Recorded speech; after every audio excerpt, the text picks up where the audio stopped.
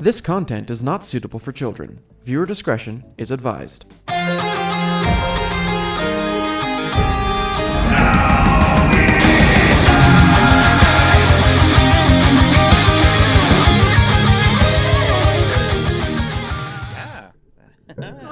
Welcome back to another exciting episode of Pokemon D&D Wundoro Adventure. He says exciting, but we're all exhausted. We've also been spending the last half an hour plus rearranging things because I figure I'm clever and want to try new things and whatnot. Really, it's just a great frustration to us all. So hopefully it looks somewhat better. We'll see. How's everyone doing? Other than being tired. That's like my entire identity right now. Is being tired, so. And sore. Okay, well, as exciting and as fun as that is. So much energy to start off the stream! Special thank you for this episode goes out to Joe the DM on Twitter for the Pokemon D&D 5e supplement. You can find out more about it at Pokemon5e.com. Thank you to The Lighter Arts, again on Twitter, for the player tokens that we're using. I believe you can see them on the screen right now. Nope. Well, unless they look really, really, really hard behind you. Yeah. And even then. Thank you to Mikhail_Beats for the Poke and Chill soundtrack, which we're enjoying listening to. Hold on. Here's my opening theme. And this, courtesy of Kevin McLeod of Incompetech.com. All of that wonderful in-between sort of music and stuff that you typically hear everywhere on YouTube. There, now you can see the player tokens. I switched it. There you go. Which one is... I always forget what screens these things are on.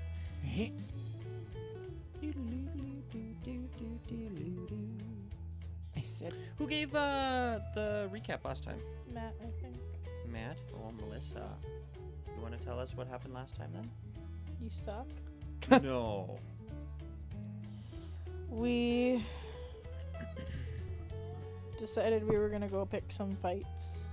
Which ended up great. Which, as we were going to look for some trainers, the slowpoke that we've grown so fond of got poke-napped. We thought he was going to evolve, and we're very, very rudely surprised. Oh, it's all good. We were excited for him, and then But thank not you. so excited. And then Brook ran back to go get some different Pokemon to help, and Jackson Caught a happened Squirtle. to catch a Squirtle with his toes. A And classic technique.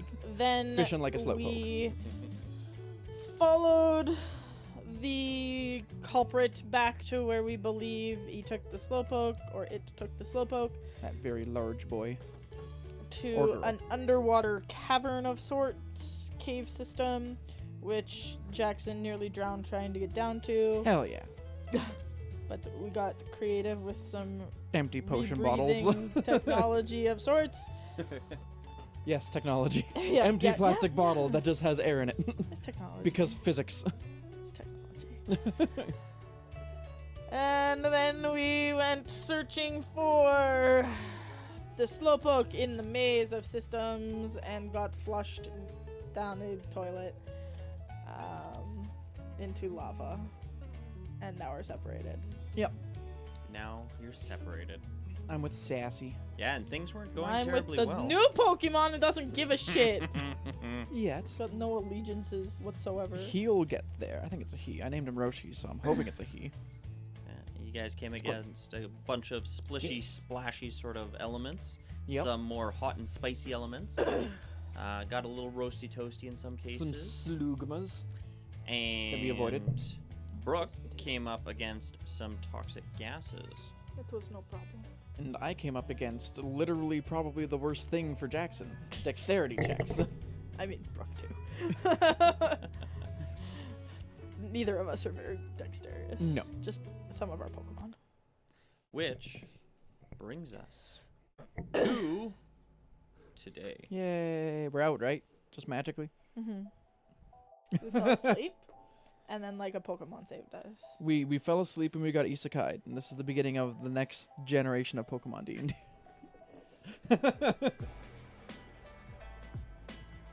This is far too upbeat music. Oh, thanks. Interesting, but not quite right. My eye is twitching all day today. Let's try that one. So, Brooke and Jackson, both of you find yourself still trudging through tunnels. It is stone and hewn. It is hot and humid. Both of you are dripping wet, but very quickly drying off. Jackson, the soles of your shoes haven't been eaten away by the hot lava. You now walk on nothing but strands of melted rubber Hell yeah. and bits of leather.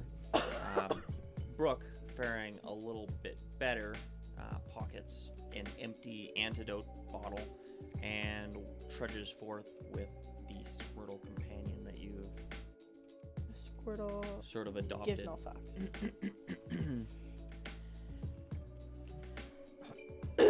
So we might as well start with you. The Squirtle easily waddles on ahead.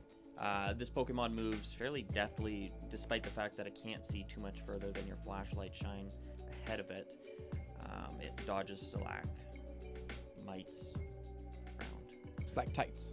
Tights Oh no, or mites. tights to the Yeah, that's ceiling, right. Tight I to the think, ceiling. yeah. I think that's, You might trip on them. That's a good way to remember it. And various rocks and such.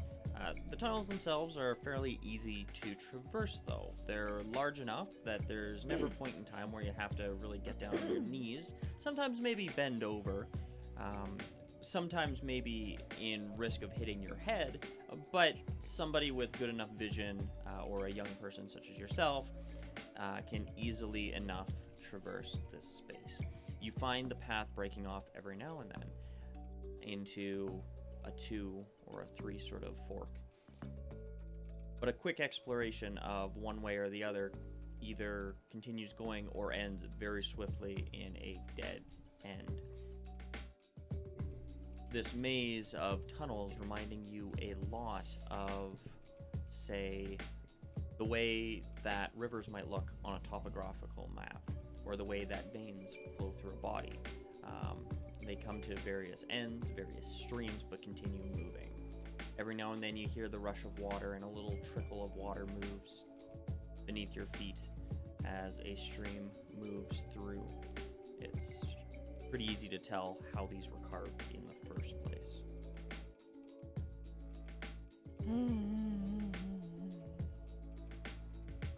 Do I hear sounds of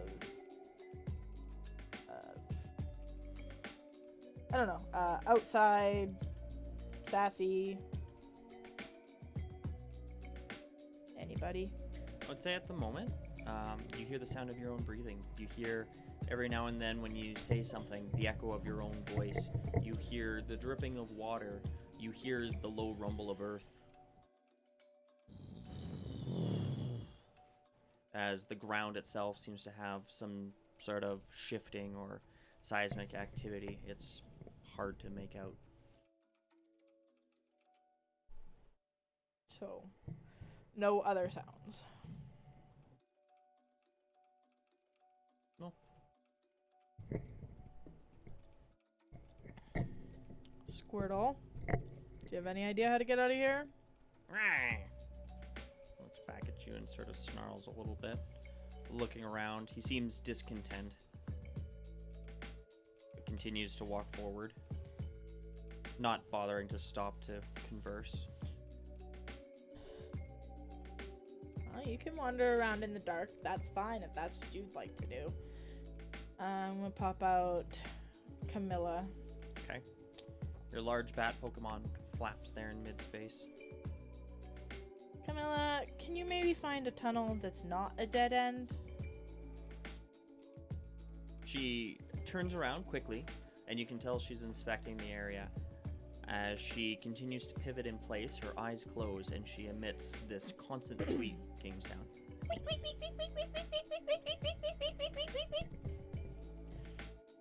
It's almost annoying, and you get a good sense of what she's doing based on the sound that you hear just reverberating off the walls and bouncing back towards you. As she uses her echolocation to move through this space, she takes off in front of you and continues moving. I follow her. She moves fast enough that you very quickly lose her as she continues to move through the darkness. Don't go too fast. We can't keep up. Squirtle, are you coming? He's constantly at your feet. In fact, you're probably keeping on his heels. And he looks up at you every now and then and almost rolls his eyes. I get stuck with all the sass. His little turtly legs waddling forward. You're surprised he moves as well as he does for a Pokemon built in the way that he is. It's almost like he's nimble. You wait a few long moments traveling after you haven't seen Camilla, and she eventually reappears and sort of nudges you to move in a certain direction. Okay. Keep following her. Okay. Doing so, she leads you past a number of different tunnels, and she sort of urges you to continue moving and not to go down them. Looking down one very quickly, you see that it ends in a very short matter of steps. And you can tell that she's mapped out at least somewhat a route forward. Okay. I'm just gonna keep following you, right? Because if they're all dead ends, one's gotta lead out, right? Right? Okay. You hear the Squirtle huff. I'm not happy about it either, okay? And I wouldn't exactly like to put up with your sass this whole time. That's Rumbles. my sassy. Keeps waddling forward. You picture a toddler with their fat little legs trundling about. The space suddenly opens, and you see a lower ceiling, but much wider expanse, and a wave of heat hits you. The path here forks again in what would be the center of a large lake of magma. So there's a narrow path that is 5 feet at its widest, 2 feet at its narrowest, that comes to the center of it before splitting into one going one way and one going into the other way, both paths disappearing into tunnels that disappear into the wall. In the center of the path is some sort of rock formation. It's roughly maybe up to your navel, triangular or arrowhead in shape. Appears to be balancing upon 2 smaller stones beneath it. On one side of it is a distinctly different color. The rest is sooty and black, charcoaly in color, but one side with a very pointed edge seems to be more of a clay or like a pottery sort of color. Like terracotta. Like terracotta. That's the word I was looking for. Struggled for a very simple word. And it's presented right in the middle of a path, where the path splits. So there's this weird structure in the middle of the split path, and the split path is hovering above magma. It's basically magma comes up on either side of it. It's just slightly raised. Right, and the path is 5 feet. Yeah. Any visible dangers in this room other than the magma? Give me a perception check. First roll of the night. All my dice are dick dice.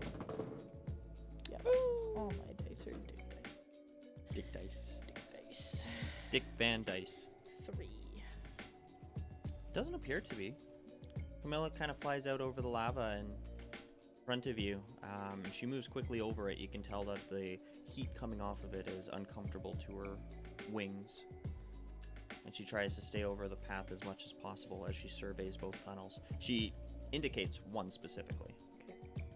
Okay, Camilla, it's your job to grab me if something bad happens and fly me to that tunnel. Okay? Okay. Just Gonna start walking towards the middle. As you do so, you notice a bubble in the magma. Kind of just sinks. Squirtle coming. Squirtle's walking ahead of you. Not one to be left behind or be led by any means. Not by you, at least. He continues moving forward. On your opposite side, you see another bubble of magma. Don't like it. I keep walking towards that middle thing. Okay. Keep walking towards that middle thing. Mm-hmm. As you reach the center, another bubble of magma on your left side. Don't like it. What is this thing? Just a weird thing? It looks like a rock, standing in shape. Strange in shape. In terms of what it is, like potentially it could have been carved to look like this. And yeah, it's standing on what are these two small rocks on the bottom. I touch it. Okay. Is it sturdy? It is. You try to push on it, and you would expect the rocks to fall off, especially given the fact that the base is very small, but it stands firm. No weird markings or symbols? Give me an investigation. All dicks. They're all dicks. Brook's dice always roll poorly. I hate them all. It's a 8. It's an 8. Not particularly. I mean, you're not a geologist by any means, so making out perhaps what family of rocks this comes from, or what might have created it or stacked it here, you can't discern any sort of clues or figure how it came to be. Okay, that's really weird. I don't like it. I'm gonna keep walking towards where Camilla is telling me to go. Okay. You continue walking in that direction, and you find yourself stuck in place. You make it about 2 foot down that path before you're walking, but you notice that your footsteps aren't carrying you any further away. It's like you're treading ground or standing on a treadmill. Everything about your movement tells you should be moving past this point, I don't like this. but you appear to be blocked in place. Is there a wall? No.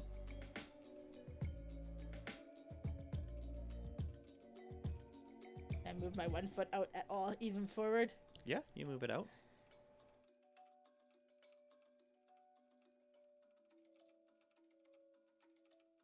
I look back at the statue thingy.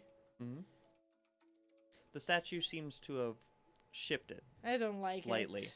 You note that a stone that you previously perceived as just a part of its surface seems to be protruding out of it, reaching almost in your direction.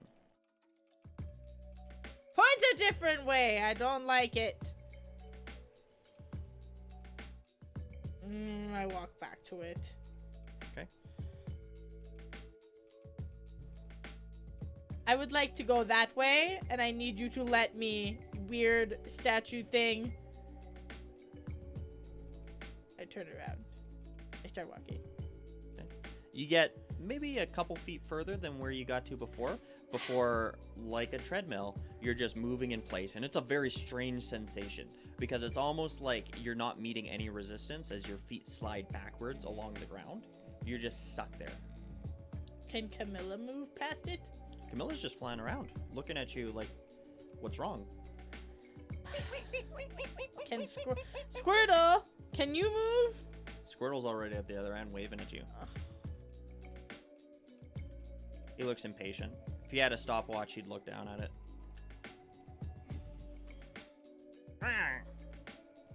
See? He beckons for you to come. Go back and I take a look at the thing. Is there anything I can move or shift, or is there any movable bits on it?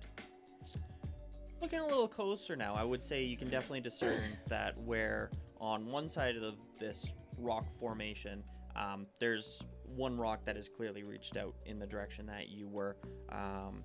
On the other side appears to be an identical one, but it's parallel to the rest of the structure, just pressed firmly against it. And I move the one that's pointed out down to the structure. Like a lever. Sure. Give me a strength check. I'm gonna break it.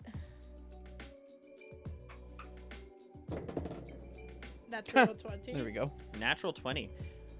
You Plus try to push 2. down, and there is a very clear struggle. Like something is trying to stop you from moving it downwards. And as you finally press it back to it, the whole structure almost seems to come to life. Take 2 steps backwards on those 2 little stubby legs, and then both hands come up. You see squinty little eyes open up above that terracotta colored protrusion from it that looks strangely like a nose. Fucking nose pass. Can I get you to roll initiative? I just won the move pass!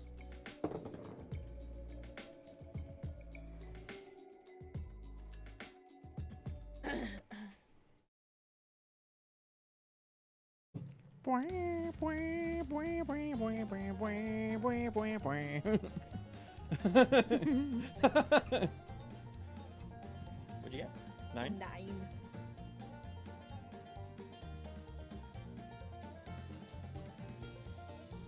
I fucking knew it was a nose pass as soon as you described it. I was like, wait a minute, I know this. I know what this is for once.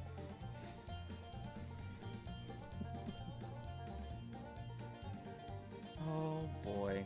I get that reference. Captain America. Okay, so you And are you got that currently reference. standing right next to this thing. You are in melee range of it. Camilla is directly behind you as your active Pokemon. Squirtle has disappeared down the tunnel as you look over your shoulder. He's just gone. And this Pokemon is looking very perturbed in front of you. However, you are more dexterous than it. I'm sorry, I didn't know your nose wasn't the handle. Can I just leave? Sorry. I'm gonna try and back away. Sure. Are you disengaging, or do you want to make a Pokemon handling check? Nope. J... 8. 8. It rocks a little bit on both sides of its feet, and it goes boom, boom, boom. Okay. Its brow sort of furrows a little. Camilla! Camilla! The Pokemon holds what are clearly 2 small rocky limbs forward now, and as it does so, you see a little black hole on the inside of either one of them. You imagine where its palm would be. And energy starts to radiate between them, and you see electricity zap, and it looks at you, and this wave of electricity goes into your body. Can you give me a Constitution save? I never said I was...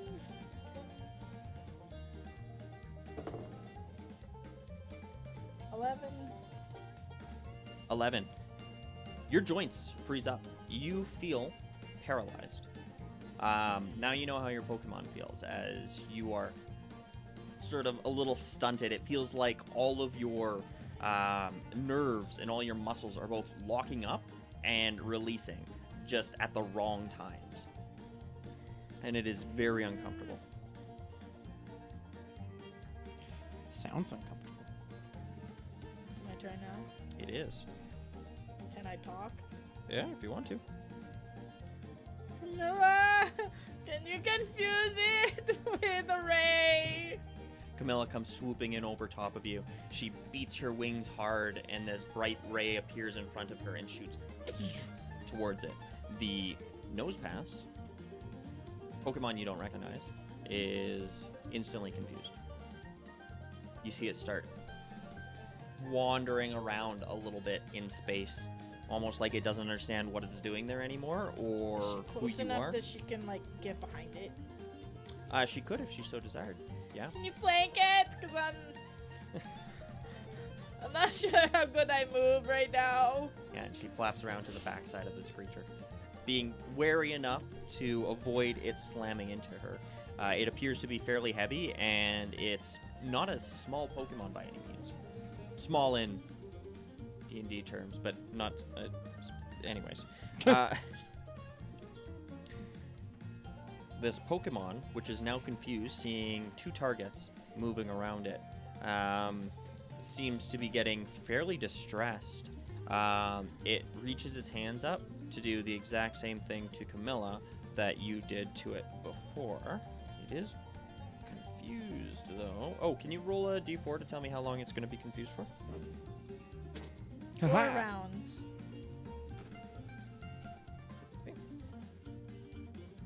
Okay.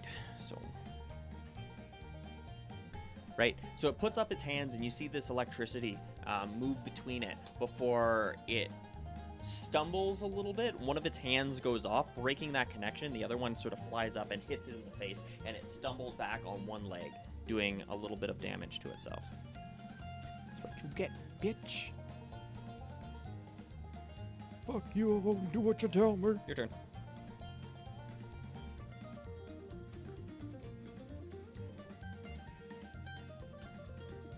Camilla, wing attack. Please. Okay, Camilla swoops in with a beat of its wing.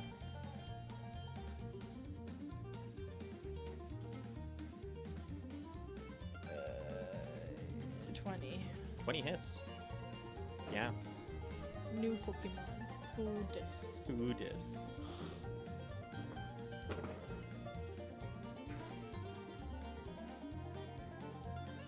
Mm, 18 points. Holy of smokes.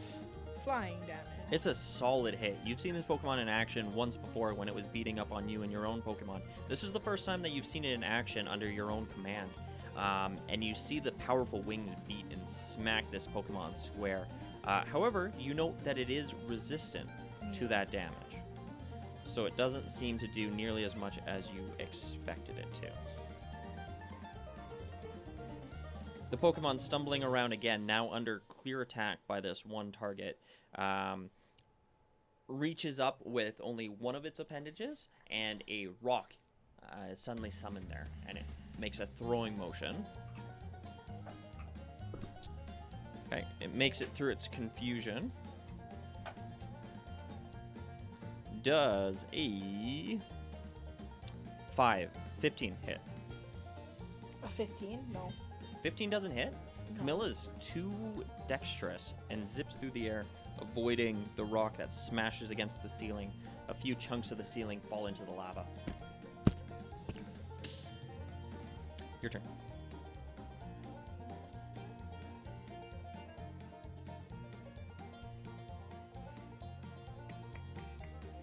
I'm gonna let you Pokemon.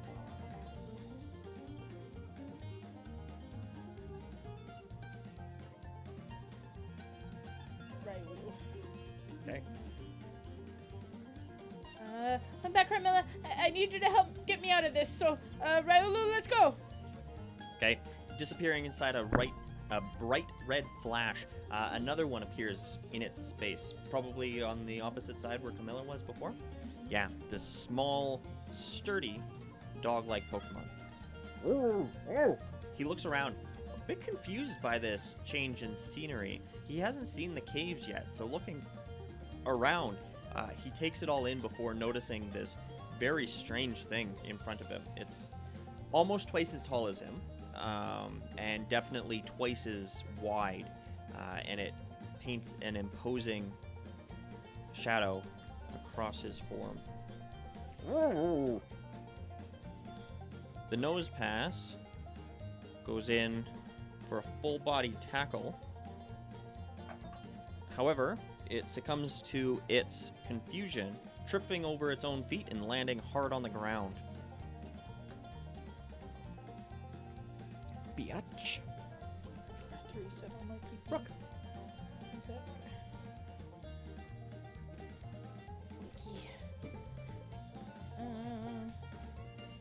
Oh, I would have put Raiolu not melee. Okay. The nose pass would have moved into melee level. Okay. Raiolu, use Force Palm. It'll be just straight because it's ranged. actually good. It's a natural 19, That so hits. it is paralyzed. Wow. Okay. And then it's do. Yeah, this stony figure is suddenly succumbed. Nice. Suddenly succumbs to paralysis? 17. Cool. 17 points of fighting type. Holy crap. Fighting type. Pew pew. Yeah. Okay. As Riolu takes a step backwards and throws its fist forward, this Pokemon that is just picking itself off the ground is struck with this forceful blast of air. You see it strike it in such a way that its form actually cracks and splinters. You see one piece go break off and fall into the lava, and the whole thing, its nose puffing out this burst of air. It falls backwards onto its back and slowly tries to stand itself up, but you can tell that it is very much locked in that paralysis. As it stands up, it looks incredibly hurt. It could not take another blow near that bad. Okay. Possibly not another blow at all. Okay. I will not quick attack it then.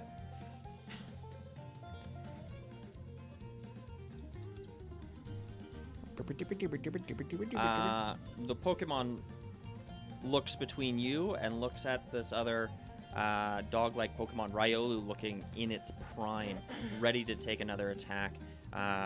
The Nose Pass is going to try to make an attack against it. Makes it past the paralysis. That's only going to be a 10. Miss. Okay, again, summoning another rock over top of it. With both its arms, it throws, and Riolu easily ducks underneath it. This Pokemon far too tired to exert itself into a proper attack. Good. Your turn. I'm gonna throw a Pokeball at it, I guess. Okay. Give me a Pokemon handling check. I guess so.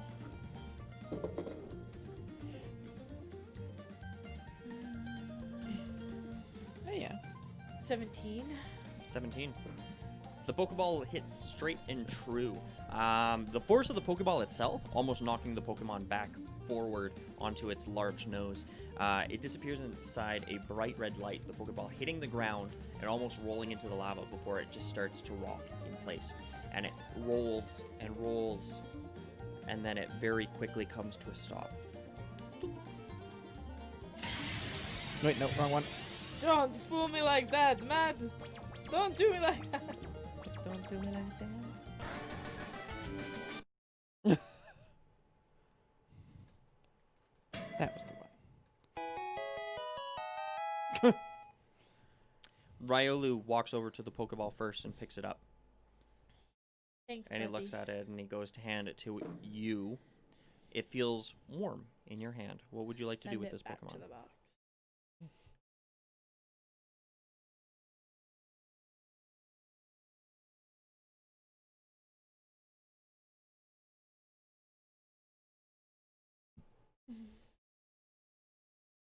Okay.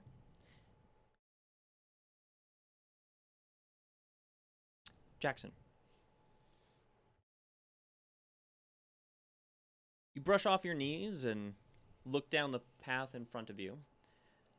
The small cat-like Pokemon's eyes glow in the darkness, directly ahead of you, awaiting for you to come. You take stock of the lava in the pool behind you, the path that shattered and broke, and then the darkness in front of you. You still having the small flashlight on your multi-tool. Yeah.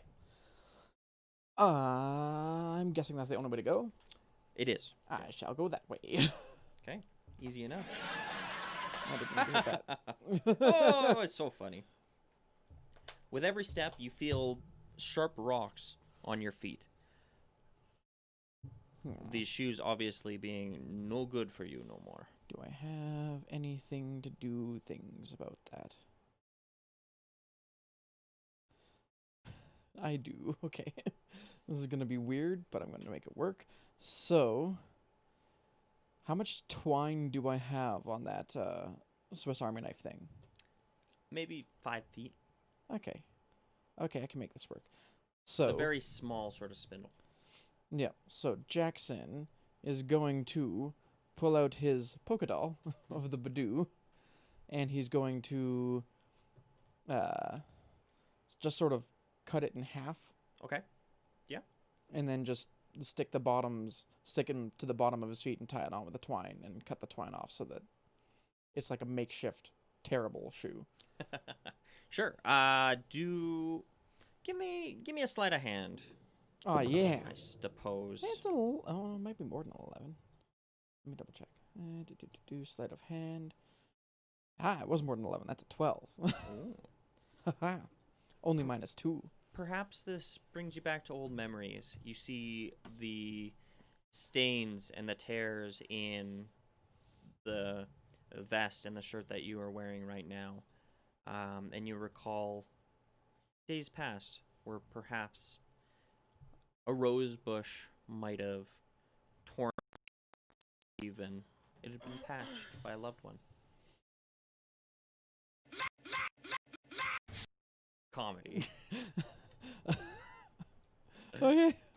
I'm going to go Badoo shoes. Badoo shoes. Badoo. But they are functionally shoe. Closer Kind to of, slippers, sort of. really. Yeah, Badoo shoes. Badoo shoes. But they do comfort your toes. And as you move along, you no longer feel the prodding and the sharp rocks beneath you. If anything, they're maybe a little bit more comfortable than your typical wear. But you imagine they probably won't have near the same longevity No. that your others do. So now I'm just going to go catch up with Sassy. Okay, she looks at you. You have any idea where we should go from here, Sassy? Her tail flicks behind her, and she just kind of looks over her shoulder. Alright, let's keep going that way then.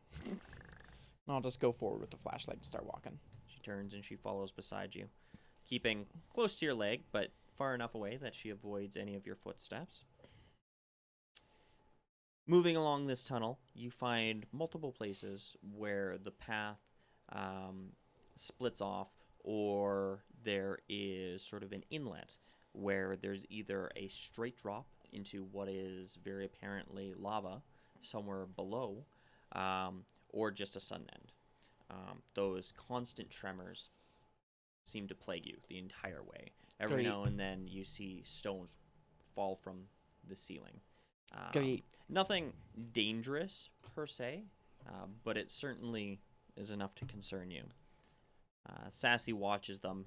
One time a stone falls in her path and she swats it. It falls off the edge of one of those inlets and she almost jumps off before catching herself looking down into the magma below. Jesus.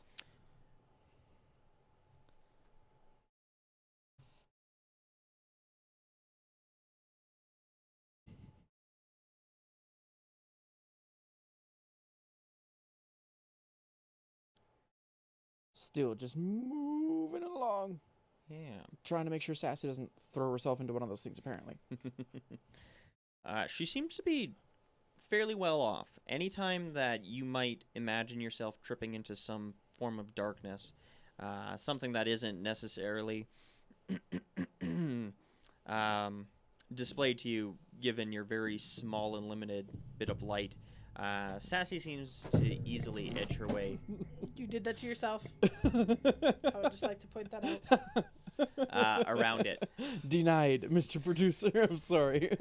Her bright eyes illuminating the space for her. Oh, fuck you. I wanted to play with this ball anyways.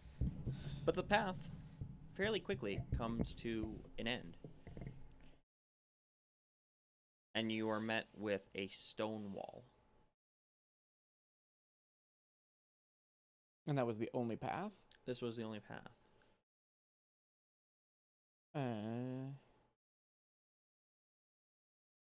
If I look at the wall, is it like misshapen in any way? Like more like it's like might be a boulder or some shit instead? Not so much. It more looks like... It looks like magma has dripped down here and then dried. Or solidified. So it's layered in such a way that there are various different inlets and places that one might grab or hide in. There's shadows cast all along the surface with various inlets. And as you follow it up, you notice that the tunnel of the roof of the tunnel actually continues up with it. Oh, great. It looks like something you may be able to scale. How hard of a scale does it look like? Like Sassy'd be fine. Jackson'd be fucked. Does it look worse than things Jackson has previously fallen off of when he's tried to climb them? Probably. Trying to think in terms of difficulty compared to, say, the quarry. Yeah. Which part of the quarry are we going to compare it to? Because lava rock is also more slippery than regular rock. True. There appears to be more handholds, but like you said, it looks to be smoother and possibly slippier. How More steep is it? slippery. How steep is it? Maybe a 79, 85 degree angle. Jesus. So near vertical. Oh, great. Like Brook climbing the side of that cliff. Only slippier. As you contemplate this, the meowth just looks at you and looks at the tall wall. We still don't have rope. I mean, I know that you can climb, but I'm not very good at it, and I don't have any rope. It's one thing we still haven't fought.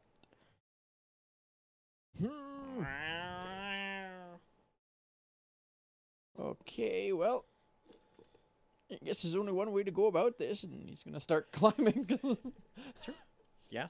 Oh no. Just give me a straight athletics check. Oh, fuck yeah, this is gonna go great. So that's, let me double check the math here. That's a -1. Okay. On the other side, you don't get very far. It's fine. You see Sassy beside you shake her butt and then make a leap. She jumps maybe 5 feet in the air, clambers up onto a very shallow ledge, and then pull herself up. She pulls herself up another couple of feet, and she turns around and looks down at you.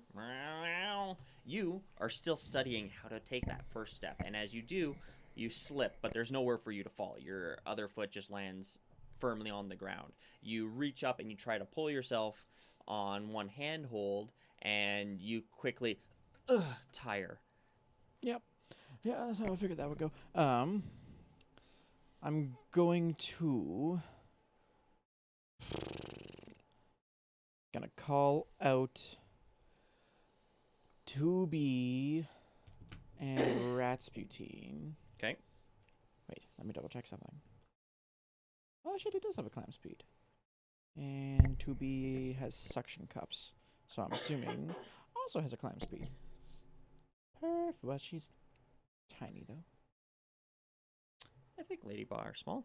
I could be wrong. It does not say. I think they're both technically small Pokemon. Anyways. Big frickin' bug. Yeah, just a bit. You two are both good at climbing, right? Ratsputin on the ground, nose twitching, whiskers flicking, its ears sort of moving like satellites on the side of its head, the one partially eaten off. It goes...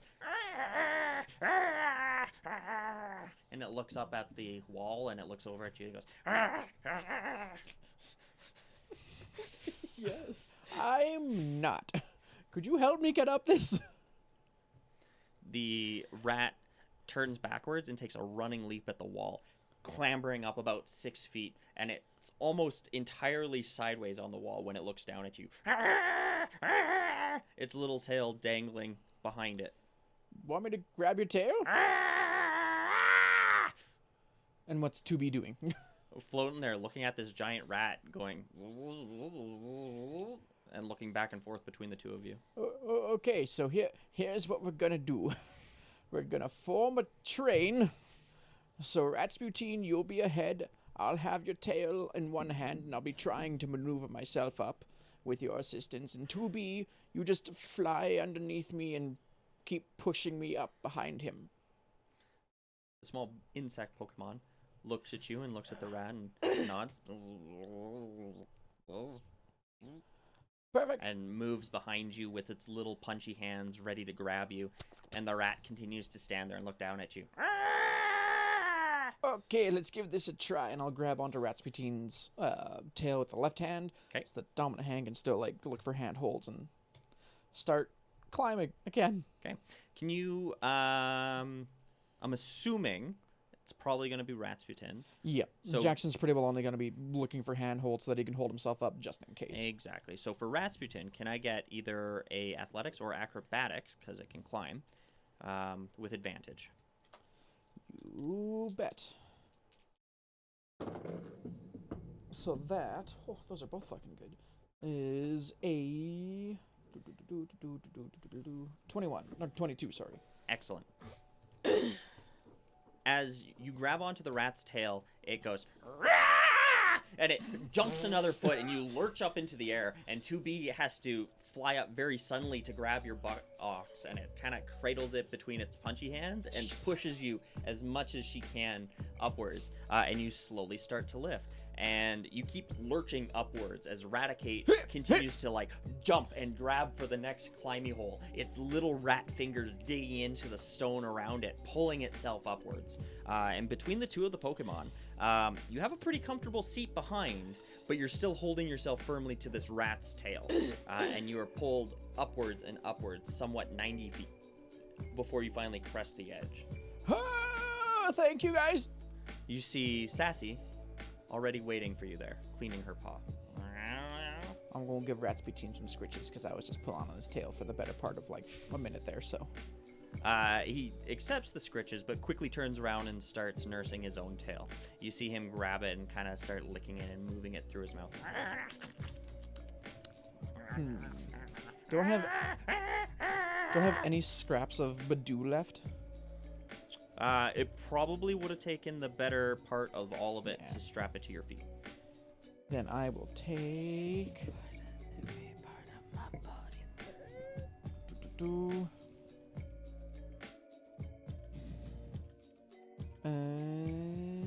I'll pop him back in his Pokeball, actually. Okay. And same with 2B. And just start heading towards Sassy and keep going down. Is there like a split path here, or is it still just one? So up on top here, there's a bit of a landing, and then you see a large pool of magma Oh, great. in front of you.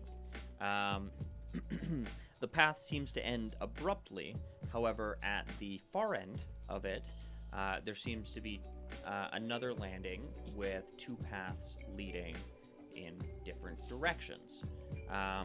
You see a number of stalactites that are hanging very far down from the ceiling, all along the way. Each one maybe 5 to 10 feet from each other.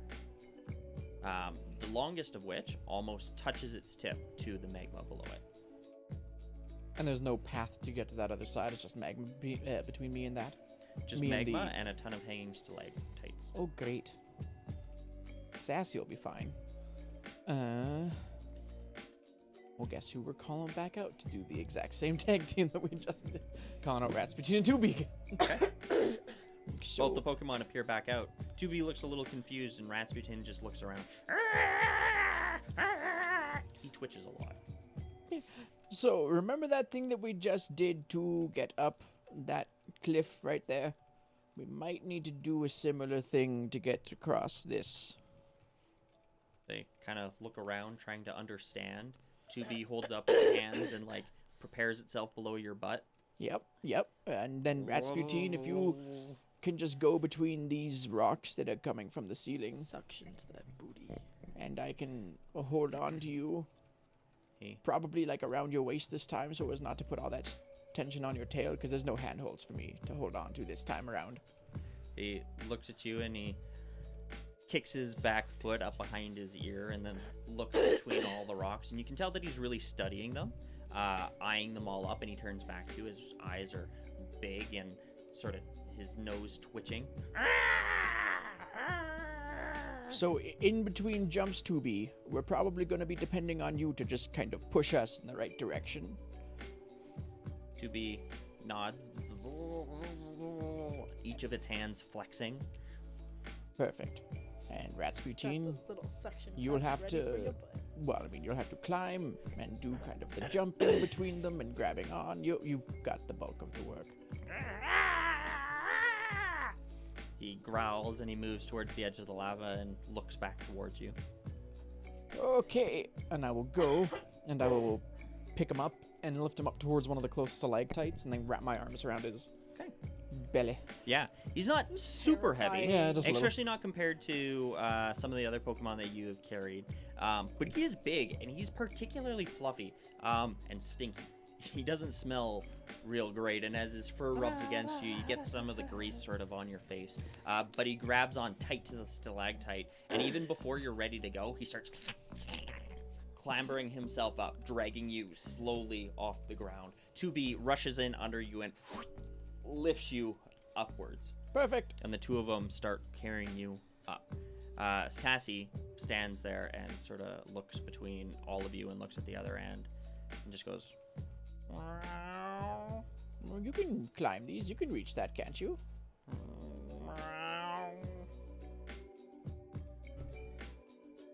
I'm not gonna leave you behind. paces at the edge of the lava, looking up at you and looking at the stalactites. Is Sassy small enough that 2B could realistically carry her across? Yep. Okay. Sassy, if you hold on a second, we'll get across, and I can have 2B come and carry you across. She looks very uncertainly at the insect Pokemon and back at the lava and up at you, and continues to pace back and forth. I know. She'll be right back. Don't worry. We won't leave you behind. Sits down on the ground, her eyes watching you, her tail completely stiff. Okay, guys. Let's do this. Can I get a Pokemon handling check? Or sorry, an acrobatics at advantage. Acrobatics from Rasputin? I would assume.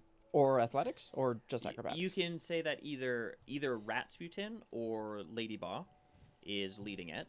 Okay. So that's why I was assuming Rasputin. And then give me either an athletics or acrobatics. Oh, it's going to be Rasputin. It's going to be athletics. Oh, that's not nearly as good. That's a 12. It's a 12. So, Double nines. Rasputin pulls you up the length of this first stalactite. He looks over his shoulder at you as you clutch on around his stomach, his back feet giving away a little bit, trying to get purchase, as he wiggles around to the other side and then takes a grand leap across to the other side, grabbing onto it. You slip down a little bit, grabbing onto his tail and slide down, but you're caught by Ladybaugh, who holds you there. But you do make it to this other stalactite. There's still a good number more to go, but you can see Rasputin really huffing. And you can see its little claws really scrambling, trying to hold on to the stalactite, not getting near the same grip as it was climbing that rock wall. And it's looking a little frantic at the moment. You can continue, but you'll have to use something else. Fuck. So can you reason out a different skill that you might use to traverse the rest of these?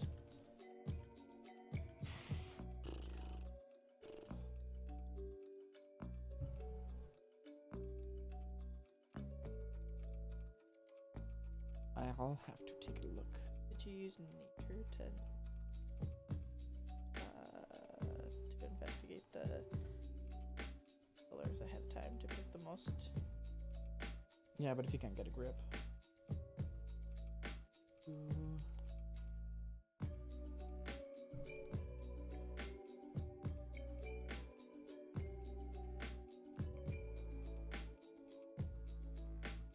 You feel the vibrations coming through your butt as 2B holds you up with everything she's got.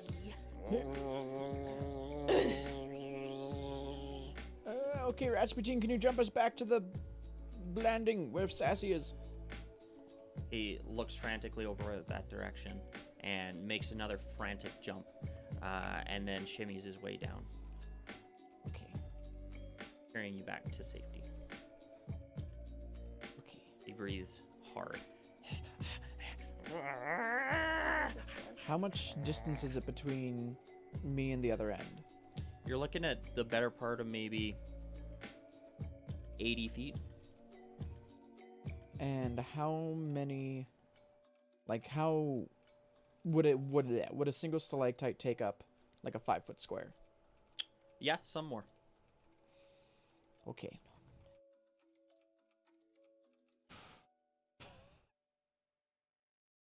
It's only dumb ideas. It's only dumb ideas. Okay. So, this next idea. This next idea. Is brought to you by. Bad decisions. So is Swift like an actual physical projectile? Yeah, absolutely. Yeah, you've seen it used before. It's like he summons little shurikens, these little stars of light. Okay. Just out of curiosity, 2B, can you use the star things on one of those stalactites? I just want to see if it falls. Sure, yeah. Roll some damage. They hit without question, it being a surefire attack. And it's 2d4? Well, 1d4 for each, and it's 2 projectiles. Is it 2? Yeah, so I roll 3. So that's 6 damage. 6 damage. 6 yeah, normal type damage. even before you see the last one really take its stride against it, it cracks and it breaks. And it sinks slowly before it stops. Does it stay above the surface? A little bit, yeah. You got about a foot above the surface and a little platform.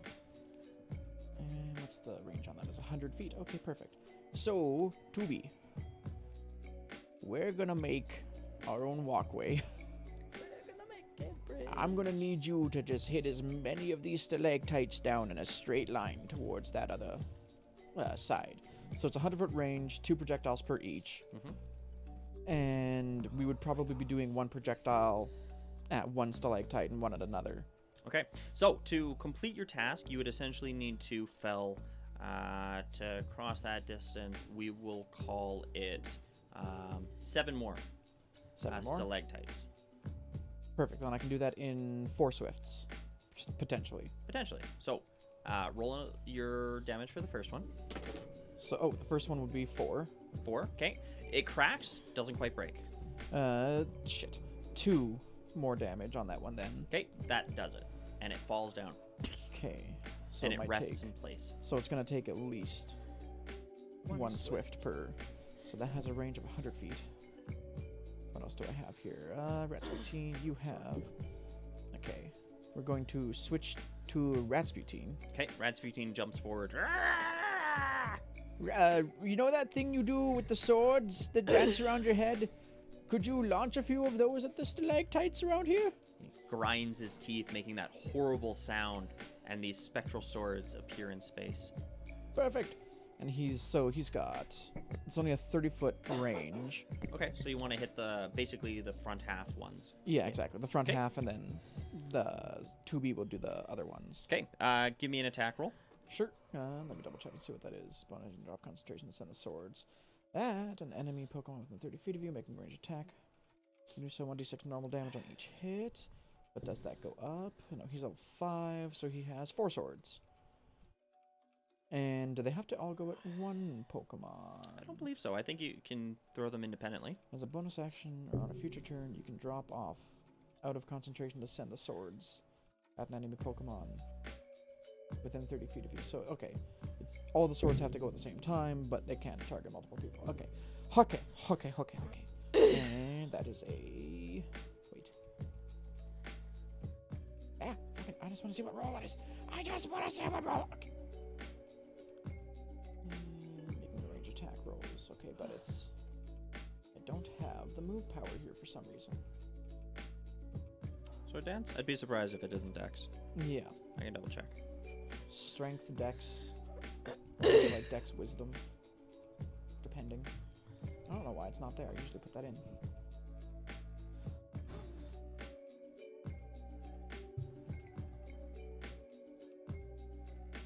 It is. Oh yeah, move power none. Oh, move power no. So it's just a base range attack. Yeah, it's Okay. just strange. So just plus proficiency. Yeah. Okay, that's interesting. That is very interesting. Now are they all separate attacks? Yes. So it'll be 1 per sword. There's 4 swords per round. So first one is a nat 20. No problem. Hits straight and true. And oh yeah, I guess I roll double dice because that's double damage, and that's 8 points of normal type damage. Okay, that one falls easily.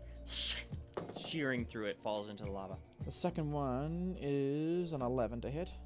11 strikes, but it doesn't cut deep enough to do any damage to the stalactite. The third one is a modified 20. Yep, that certainly hits. That does 1 point of normal type damage. Okay, doesn't quite break into it, but it certainly cut into it. Then the last sword from the first sword stance will hit that one again. Potentially. Nope, that's only a 7 to hit. 7 doesn't hit either. Rasputin's a little tired, and it throws that one off wide. It does strike another stalactite, but it falls off in the far distance. Okay, so that's 1. So we'll use another sword stance. And I'm just going to roll 2 at a time. So that's fucking 10 and a 6. Neither of those hit. And then a 21 and a 21 12. hits. And the 12 hits. Perfect. And that's 3 damage on the first and 2 damage on the second. Okay, another one falls. Perfect. You now have felled 4. And you said I needed 7 more after the first one, so I need Yeah. 8 total, so I need 4 more. So, still within range of his sword stance? It's 30 feet. Yeah, there'd be another one. Perfect. Then we'll use another sword stance on that one. Jesus, it's a 6 and an 8, so those don't hit. And then a 15 and a 7. The 15 does hit. 4 points of normal type damage. Almost shearing it off, but it holds on with the last little bit of it. 1 more sword stance! That's a 15. That hits. And 3 points of normal type damage. That one falls. You've now dropped 5 stalactites. And are there any more within That's about at Rasputin's the range? edge of its range. But now you do have a short path that he could cross further out to drop ones further out. Yep, and I'll have him do that with the last 2 of these sword stands. Sure. So, Climbs up, and as he jumps on the first stalactite, it wobbles a little bit in the magma and starts to lower a little bit. But he jumps onto the next one, and it sort of bobs back up. And he continues going along the way like that. okay, perfect. So, oh my god, that's a 16 for the first and a 7 for the second. 16 hits. Come on, high damage. 4 points of normal type damage. A good and strong hit, but it doesn't quite knock it down. More swords! 15, and that's cocked. But That that hits. 2 15s. Both hit.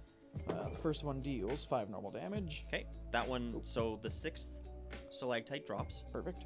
And then the other one would have hit a different stalactite and deals 2 points of normal type damage. Okay, not quite broke. And then we have a 21 to hit That hits. and 5 points of normal type damage. That one falls. And then the last of that sword's dance is going to be a 5. So that doesn't hit. And then how many are down now? 6? 7. 7. So I need There's only more. one left. Perfect. Then Rasputin is going to use 1 more sword stance. Oh my god. Nope. Nope. There we go. 22 to hit. 22 it was a hits. 5 and a 6 first. Oh no. And 4 points of normal type damage. Doesn't quite fall. He's still got 1 more sword. And that's 12. Hits. 2 points of normal type damage. The last one falls into the lava. Perfect. Get across, Rasputin! Rasputin runs, and Sassy looks at you and then looks at the rat and jumps nimbly across. Yep. And now, 2B, I have the feeling that I might make these sink a little bit more, so could you please just, like, hold on to my shoulders and kind of lift me up a little bit so I don't just sink into the lava while I run across? 2B bobs in space a little bit and moves over to you and grabs onto you, and you feel surprisingly light. Perfect. And then I'm just gonna run. Okay, you start moving across, and your path is very quickly torn out from in front of you. Two of the center stalactites that had previously been floating look like they start sinking, except for they don't go down. The lava seems to climb over top of them and congeal. You see hot fire flare off the two lava-like tendrils, and then two sets of bright yellow eyes look across at you.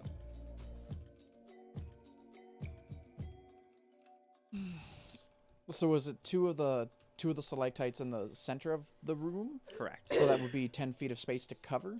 Correct. Let's do some crazy-ass Chinese fucking wire work then, real quick. I was going to keep running, and I'm going to say, 2B, when I jump, just keep lifting me and just fly across. I'm just going to keep sprinting and then jump and just do the fucking, like, Chinese wire work. Just... Give me an acrobatics with advantage then, either by you or 2B.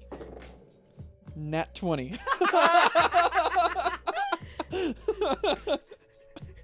The fire nipping at your makeshift Badoo slippers as you leap over, these bright yellow eyes looking at you, magma dripping down from their chin. 2B carries you over the top of them, and you land on the other side, jumping across the last few stalactites as they wobble in place and slowly continue to sink. These two slug-like Pokemon look over their two little islands that they have now sort of taken over, look at each other, and look across at you, both eyes blinking.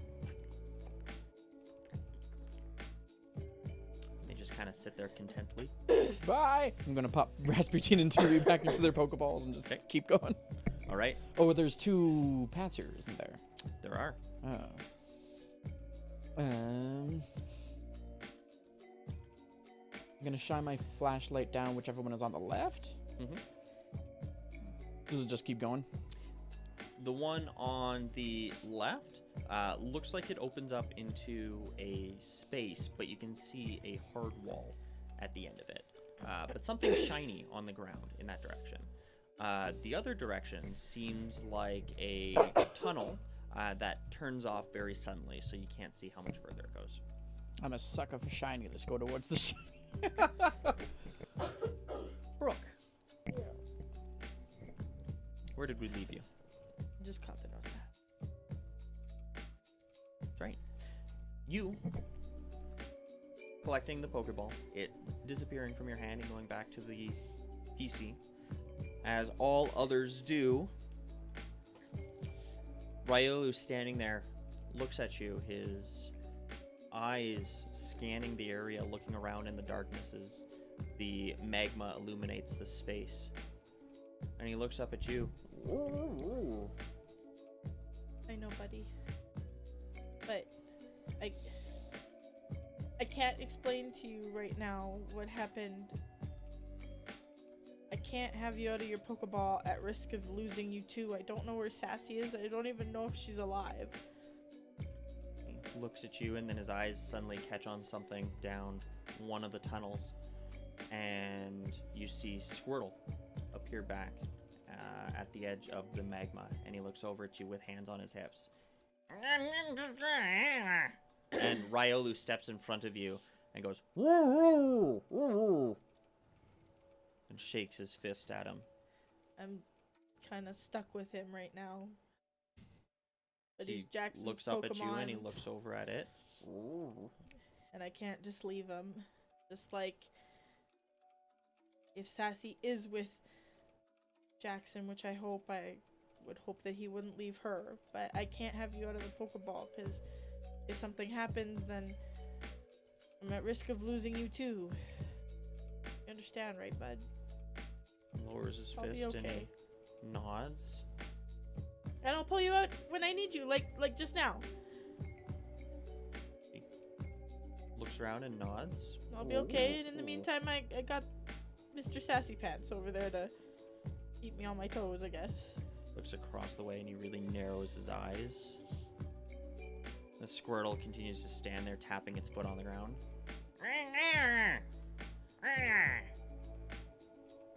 I'll see you soon, buddy, okay? Looks back at you. His one ear sort of cocks a little bit. Oh. Put him in his Pokeball. Okay, he disappears. And I'm gonna move down the pathway, taking out Carmilla. Carmilla, again, if something bad happens, you go grab me, okay? She nods and continues her chattering sound as she moves towards each tunnel. She stops at the one where the Squirtle is and looks a little confused, and then looks down the other tunnel, but then moves back towards the one with the Squirtle and moves down it. You can hear her flapping in the distance, but not very far. The Squirtle just stands there looking at you. Follow to catch up to her. Okay. The tunnel moves on for a very short distance before there's a very sudden wall. She seems to be hovering over what appears to be a hole in the ground. The hole is about this big. No up, No up. just down. And she won't fit. She doesn't look like she would. Squirtle looks at it and looks up at you. See him shiver a little bit inside his shell. Yeah. Shine the light down. Okay. Can I see the bottom? Goes down quite a ways, but it also doesn't just go straight down. It seems to turn in a direction.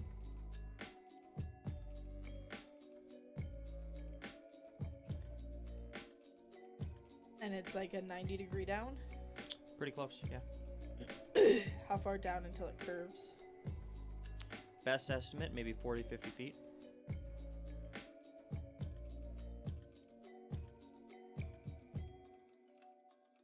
If I carry you, are you going to be a pain in my ass? He looks at you, almost offended.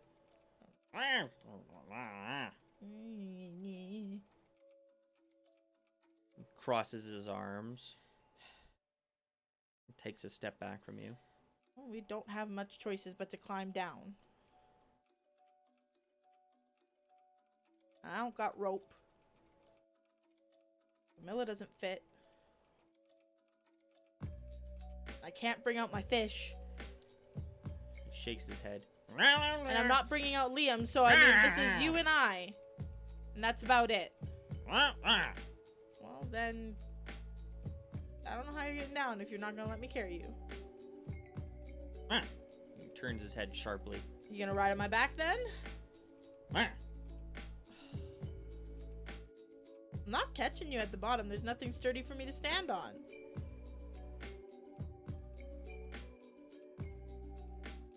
I can't leave you. Continues to eye you.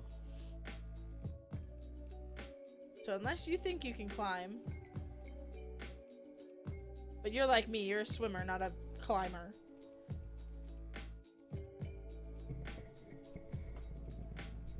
Come on. Give me an animal handling check. Pokemon handling. Kind of animal. Yeah. 15. 15. He gives you one of those suspicious sort of looks. Like that African kid in the meme. And he takes a step towards That was you. offensive. No, it's a a meme with meme. a little child in Africa I looking know. at the white woman who's Like, supposedly getting a what? maid, like, in disbelief. Like, bitch, you say what? Like, you telling me... You mean to say? Are you gonna get on?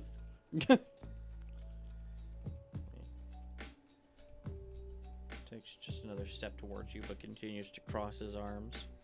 It's either that, or I turn my leather jacket into some kind of sling. And I carry you like a baby in it. Your choice. Takes another step towards you, and he looks straight up into your face, and he goes... And he shoots a burst of water into your face. Thanks, that was quite refreshing down here. Are we ready to go now? He looks down the hole, and he kind of shrugs.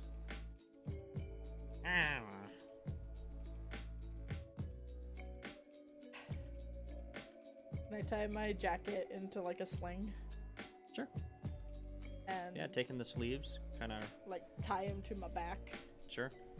Okay. You pick him up a bit like a football. As you lift him, even a couple inches off the ground, all of his limbs go into his shell, and his head likewise presses down, and just his eyes are above the lip of it. As he looks out, you hear him rumbling inside.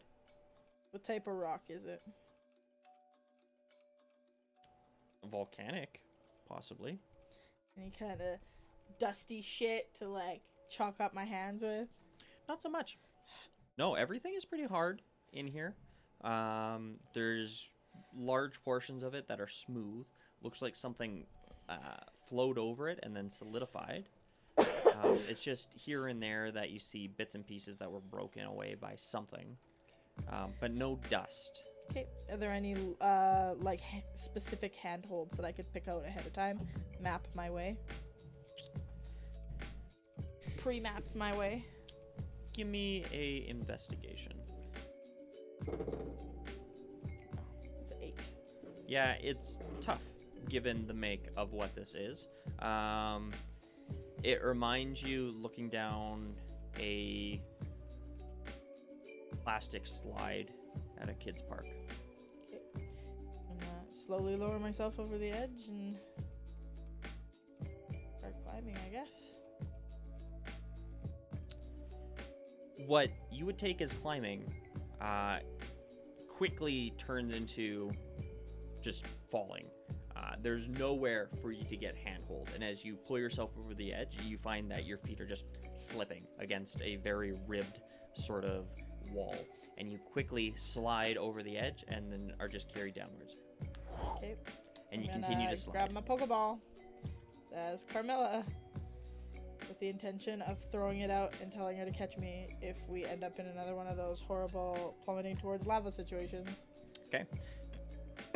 You slide downwards. And you sort of spiral a little bit, continuing to pick up speed. You feel the tunnel widen a bit, and you hit the edge of a wall and spin around. The wall itself being fairly smooth, it carries you along. Jackson, can I get dexterity save? From me. Net 1. That's a -1. The space opens up, and you see a bright light. You see a pool of magma, but you're not necessarily going into it, more perpendicular to it. But you see another shape moving along the edge of the lava, and you, having no means to move out of the way, this figure turns around just in time to see you, and you take out its feet, right underneath. He falls onto the ground, taking 1 point of normal type damage, Okay, that's fine. That's landing within hard on his butt, that's within the threshold of what I can take without dying. and you come skidding to a stop in front of this pool of magma. No, that was close. You feel something wet against your side, and you look down to see the Squirtle poking its head out. Did you pee yourself? Squirtle looks up at you and quickly pulls itself from your little bundle and steps out in front of the magma and looks around. And it sees you. And it sort of trundles up next to you, who's on the ground, Probably looks down at face you. down, like in the dirt. Like, ow. It looks down at you. Crosses its arms. Stands next to you and looks over at you disapprovingly. Don't think he likes me very much. You okay? Give it a minute. Hey. Sassy? Yeah, push himself back up. You don't see Sassy. Sassy here? She was a second ago. You hear the Sassy? sound of Where are you? No, not you, Sassy. Where are you? coming down from the tunnel directly to what would be your left. Sassy! You're okay? Come here! Gotta go get her. Okay. You turn to walk down that tunnel and you see a space. It's decently wide, fairly long. It appears to be filled with water. there is a small island in the middle of it and a path leading from where you are. In the center of that island, you see Sassy next to what appears to be a very tired slowpoke. Cassie's next. Slowpoke in the middle of an island? Yeah, looking at you. There's a very narrow path that leads How'd she from get the into the tunnel middle where of you an are. island? There's a narrow path leading from the tunnel where you are It's like she across hates the water onto that island. Is the water in the direction that I was heading? Yeah. Oh, it was a shiny. All around them appear to be a number of things. You see bottle caps and scales, the same sort of blue and red colored scales that you saw before. You also see coins. You trip on something that seems to be half buried, and you see what appears to be an old bicycle. What is going on? There's shiny wrappers and little bits of metal. You see a hubcap and another discarded bicycle. Well, I think we found where the thing is. I guess so. The slowpoke looks up at either of you, just sprawled out on the ground, and goes, You okay? his eyes are kind of big as he looks around the tunnel more. How is your tail? No. You get look back off. and you No, see the end of his that tail, wasn't an invitation which to lie down. was No. once red, or once white with a soft sort of fur, now looks to be fairly bald and red. Oh, buddy. It's sore. We'll get you help as soon as we figure out what's going on. I'm gonna stop pocketing some of the coins. Me too. Okay. As you guys lean over and this Pokemon sort of rolls over a little bit and looks at you and stares at the water and around, you see a ripple in the water. There must be something. You see in the something break the water. surface. A long form sort of move over it and then sink into the depths. What color? It appeared to be a creamy color that then transitioned into a red and a blue. But it didn't disguise its entire shape and just moved back under the water, almost like you just saw the back of something. Jackson, I'm gonna try and get closer to Sassy. Want to collect some of the coins so we can split them up later? I think we're gonna need them. Sure. I'm also Maybe. going to pull up my Pokedex and point it towards the water just in case that thing pops up again. I'm gonna One hand on the Pokedex is pointed towards the water. try to sneak towards where Sassy is. Okay. So she's not out there by herself with the slope. Yeah, Sassy's looking between you and the slowpoke. And as the water continues to churn around this little island, she continues to grow a little bit more perturbed. You see the fur on the back of her neck sort of bristle upwards as she turns. Sassy, you come back, girl. I'm gonna recall her. Okay. And I'm gonna keep moving towards the slowpoke. Okay, Jackson, you're just grabbing handfuls of various things. And it's not just like a pile of coins as you sort of put a Sifting through. hand down. You get a pile of shiny rocks. Some that appear to be just shards of glass that have been worn down by just Time. being in the water in time. Others are bottle caps and whatnot, but you do bring up a couple coins. And again, your next handful, an old wrapper that is still shiny, but ripped and tarnished, and you can't even make out what brand it is. A part of what appears to be a wind chime that is mostly tarnished, but you can see a bit of a shine or luster to it. And you keep reaching down for this. As you're pulling up little bits, again, the shape surfaces. Does the Pokedex catch it? The Pokedex catches on something. You see the Pokedex start to whir and the little Pokeball spin like it typically does when it's starting to distinguish a Pokemon. It starts to load and you get an image that pops up. As you study its form, long and serpentine, you see a shadow sneak up from below the water. This long form towering over top of either one of you. This serpentine, sea monster-like looking creature that is mostly a creamy color that descends into shimmering scales that sink beneath the water, one long horn that goes backwards, and a pair of red-like fins that come back from over top of its head and down, floating again gracefully into the water behind it. And it churns in the water, all of it rumbling. It lets loose a soft growl. And the Pokedex Rayquaza. starts to speak. But different colors. The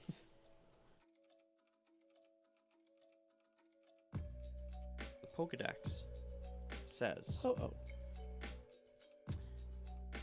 Milotic, the tender Pokemon. Milotic live at the bottom of large lakes. When this Pokemon's body glows a vivid pink, it releases a pulsing wave of energy that brings soothing calm to restless spirits. It lets out a shrill cry that shakes the room. And the slowpoke puts both of its little arms over top of its head and sinks its head as close to the ground as it can and closes its eyes. The water around it ripples outwards and you hear a tremor in the land around you.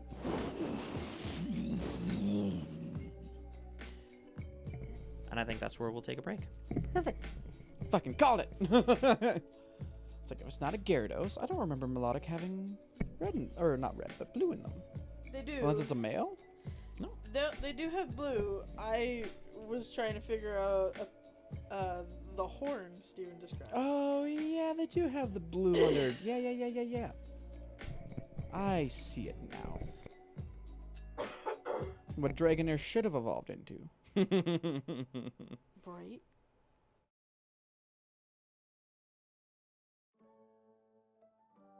Excellent.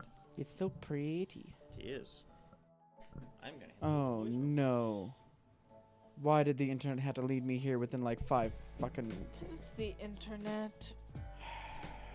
And the internet is for porn.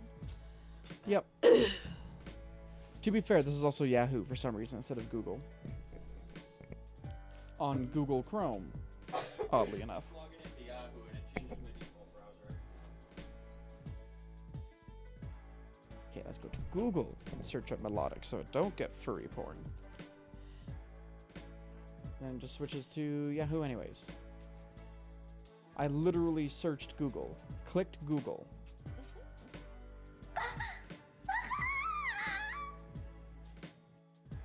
There. Fucking thing.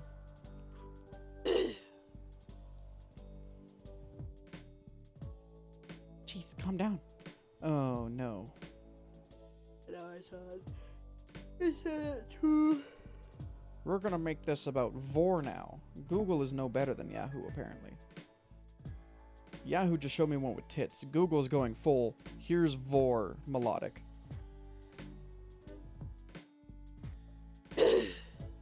Here's that inflation fetish that everybody apparently wants to see with Pokemon, which I don't understand. That was a thing. Go on Twitter for long enough. Oh, that's right. It evolves from a fucking Fabus or whatever. Fabas. Feebas, yeah.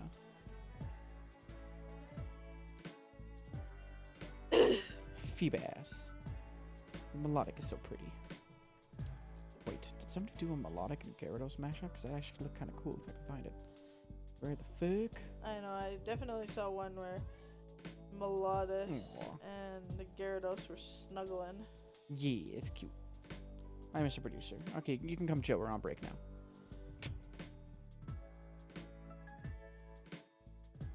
Not allowed anywhere near the click-clackities. What the... What?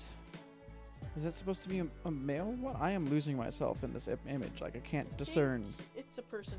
No! Denied.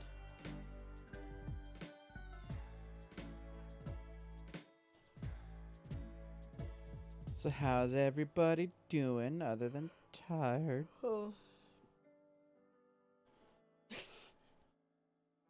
So See, that's at least understandable because they humanize it in a like mermaid-ish way.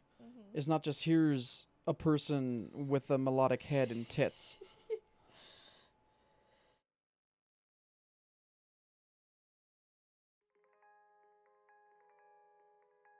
is even something we could catch. Maybe. Oh, that's cute. I like that. Nessa riding on a melodic. Wait. Well, that's kind of cool. Like a character design that's based off melodic. Yeah. Are you all also based off? That's cool.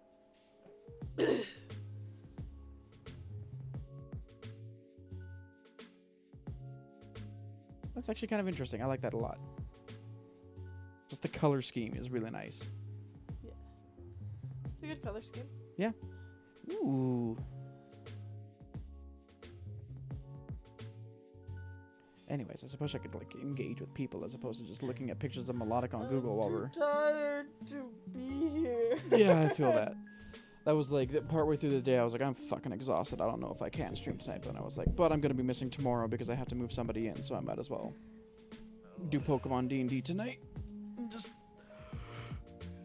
somewhat chill. My pain. Yeah. My Yeah. wrist hurts, my hip hurts, my ankle hurts. My existence hurts. Others, mostly.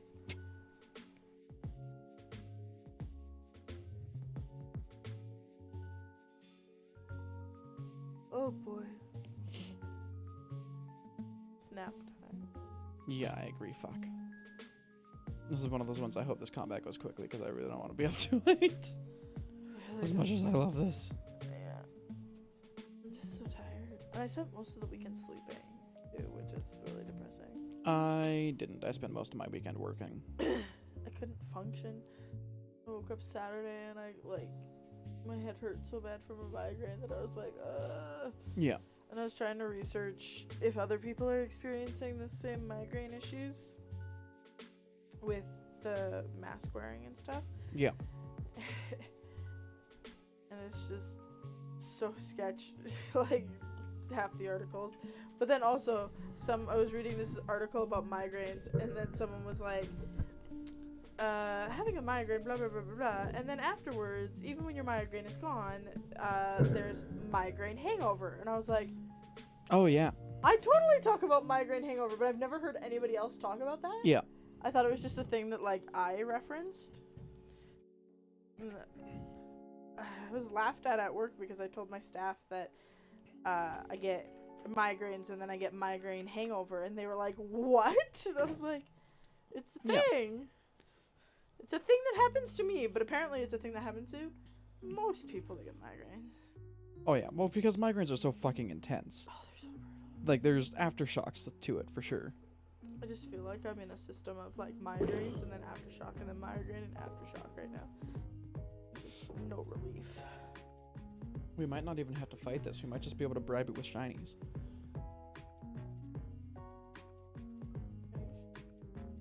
I'm not giving it my leaf stone. What do I have for shinies? I'm not giving it Billy's blue ribbon here. That shit. Stick of charcoal is the opposite of shiny. I wonder how shiny the King's Rock is. You have a King's Rock? If I catch the slowpoke, I can have a slow king. Yes, you could.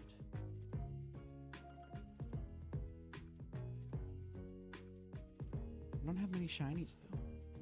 I could give it my my Badooshus. Or my squirtle flashlight. water gun. Flashlight is literally shiny. Not just metallic shiny. It creates more shiny. Oh god. It's felt like I've had a fucking like lump in my throat for a week or so now too, which isn't fun, but Like, what do you mean? Well, it feels like there's like a nodule in my fucking throat and I don't know what it is. That's not fun. Might just because of all the freaking smoke that was here before finally getting to me.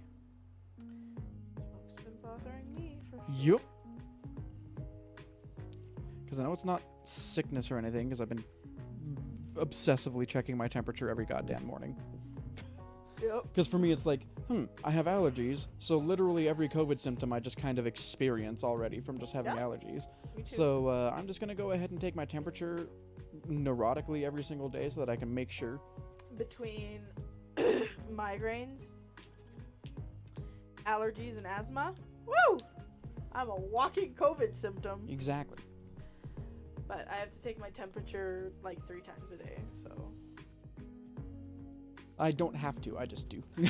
I have to. And my mom thinks that getting me like more accurate thermometers is going to make me less neurotic. I'm like, no, it's just literally going to add one more thing that I will use to take my temperature to make sure that they're all consistent across the board. Yeah, we have to take our temperature when we get in the morning, Yeah. and then when we arrive from our break, and then when we have transitions between groups of kids. Yeah. So basically, I do it when I'm there in the morning, then when I get back from break, and then at 3 o'clock. And everybody on my team has to do it. And we have to do kids' temperatures too. I just do it with my 4 thermometers that I have every morning. Literally all 4 of them because I'm that fucking paranoid about all this shit. Well, because for me it's like, as soon as I see that I have a fever and all of them are consistently reading like, okay, you have a fever, that's when it's like, staying home, staying in my room, letting work know that I'm going to be working from home because I have a fever and I have to book a test and then stay at home for at least the however many days it takes to get the results. Because I'm not about to be that asshole. No. Pretty scary though. Because there was a case at a school that we have one of our locations where a kid was completely asymptomatic. Yeah. And people keep on saying that, like, oh, they so asymptomatic transition isn't very common. Like, that's not the point. Just because it's not common doesn't mean it doesn't happen. Mm-hmm. Like, just because something isn't common and just because you're not experiencing any severe symptoms doesn't mean that you can't pass it on to somebody else and they would experience more severe symptoms. Yeah, this kid was completely asymptomatic, and then it got passed to a bunch of the teachers, right? Because like his teacher got it or something like that. Yeah. And then it went into the staff room. Yeah. Yeah, it doesn't take fucking much. And that's why it always frightens me when people are like, it's planned, or I don't get the idea. it doesn't exist. It does. Yeah. I don't get those two arguments. I don't get the it doesn't exist, and I don't get the it was planned. Because it's like, do you think governments are just killing hundreds of thousands of people then? In a coordinated effort? When governments can hardly agree on fucking anything? Like, do you honestly think that world governments are going to be able to plan a mass eradication world event? Governments got together and actually managed to plan a pandemic that results in people dying for population control. Like, they can't agree on the simplest things, let alone something like that. Exactly. And then when people are like, oh, it's fake, like, oh, okay, but there's been hundreds of thousands of people who've died from it. And we can literally quantify it, and we have literally seen it under microscopes. I have no idea where your logic is coming from, other than the fact that you're one of those people that doesn't believe any sort of established figure other than, like, Trump. Because I've got a friend who's in a relationship with somebody who is one of those it's a hoax people. And every time I see that shit on Facebook, I'm like, you're a fucking idiot.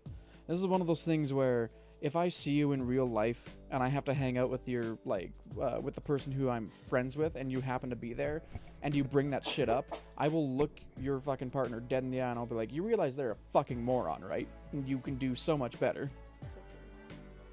It's gonna be real awkward if that person ever watches this, because I'm pretty sure they know who I'm talking about. But Hardy har.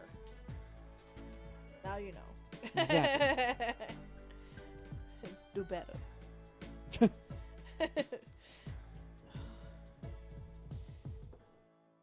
Oh, I thought I'd be totally like, yeah, masks all day, no worries. Proving to be such a problem for I was me. gonna say, masks all day would be a pain in the ass for me. Mostly because I already, because of the current climate, focus on my breathing so much. To the point where it's like, oh, I'm breathing manually, but because I'm thinking about my breathing and I'm breathing manually, does that mean that I'm having more trouble breathing, or am I just noticing that I'm breathing a And little then you more get scared erratically that because you're of? not breathing. Yep. Oh, I had that last night. I do that literally every day. Last night, I was like, am I breathing weird? Am I holding my breath? Is that why I don't feel good? Am I just like, and then I was like super conscious of my breathing. So it was. Yeah, no, I do the exact same thing all the time. Oh. No, I think I'm good, but thank you. That's like one of the arguments that I've had with my brothers. Is him being like, well, people need to go back to work because they have like anxiety and shit like that. I'm like, yes, they do, but a tenth of the population's mental health is not more important than a bunch of other people's physical health. As much as I do think that mental health is incredibly important, fucking obviously, and that was the other thing that pissed me off when I was having that argument with him, is he's like, so you're telling me that if you were feeling super anxious and you had to go through all these? I'm like, you mean if? I fucking am, and I go through all these, and I hold these opinions because I realize my mental health isn't more important than everybody's physical health. Fuck off with that bullshit logic.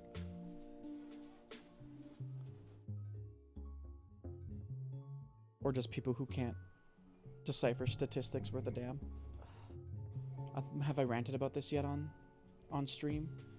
About the people who took like the CDC's thing where the CDC released a notice saying that only 6% of the people who have died from COVID only had COVID as a symptom or as a cause of death, and people took that to mean that only 6% of the people who had been diagnosed with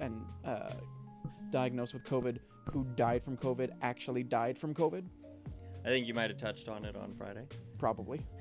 Because it annoys the fuck out of me, because it's real dumb how people can see that and not realize, oh, that just means that 94% of them had something else as well.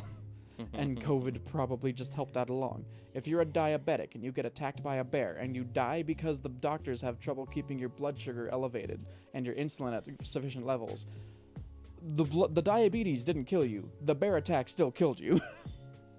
Good point. Good point. How are we feeling? Tired. Yes. Okay, let's keep going then. Let's do things with this melodic. Oh. Well, here I was hoping that it might be reasoned with. I mean, you can still try. Nothing. Not too late. How many Pokeballs you got, Jackson? 1. Cool, me too. I mean 1. Character voice. Yeah.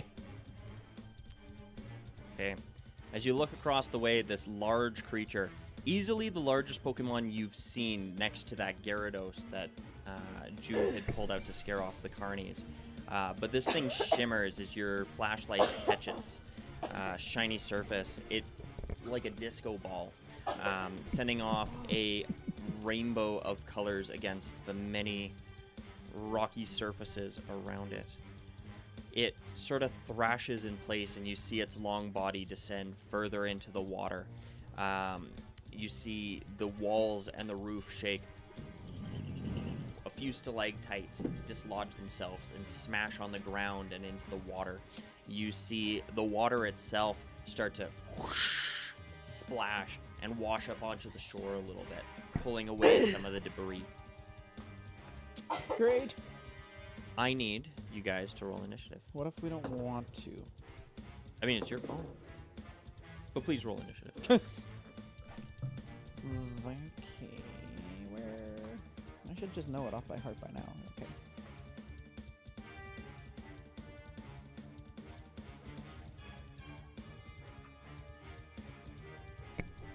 Okay, what you guys got? 7. 13. Oh.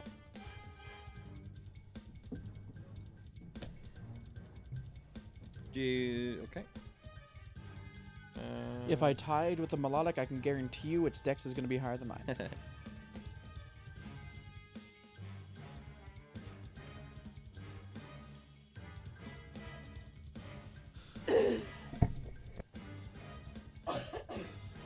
Okay. Who were your guys' active Pokemon? Nobody. I was going to say, I don't think I had anybody out. I called back Sassy. She was freaking out. Okay. So, at this moment, was there anybody you wanted to put out? Leaf. buddy. Let me. Let's go. Boop.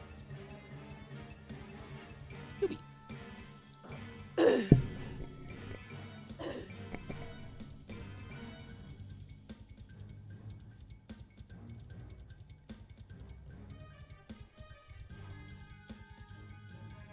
Okay.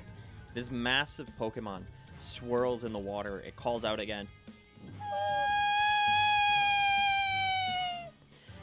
And it dives beneath the surface. As it does so, you see a ring of water form around it, and it disappears beneath the surface.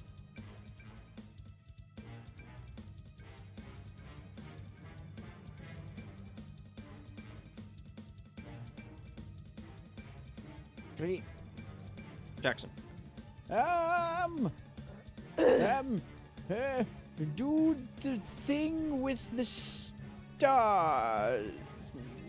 Tubi's gonna use Swift. Okay. The stars strike straight and true, diving off into the water in this direction over here. 'Kay. You see a shutter beneath the surface of the water, and it does 6 points of normal type damage. holy G. And that was over here. Maybe. And Tubi's gonna fly 5, 10, 15, 20. What's your movement speed? I believe your fly is 20. Fly is 25. 25 away from the slowpoke, just in case. The ceiling is only 10 feet tall, just so you're aware. Yep. All right. Brook. And then I will move myself 5, 10, 15, 20, 25, right by the slowpoke. Okay.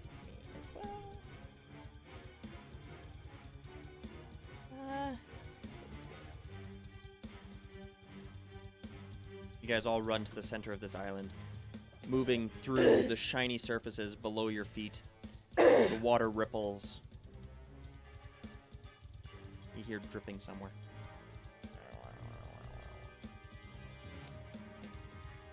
I'm just gonna assume that a thingy, if it says it's ranged, you have to see it. I mean, you can, same as in regular D&D, if you take a shot at something, you have to tell me where you're shooting to know if you hit or not.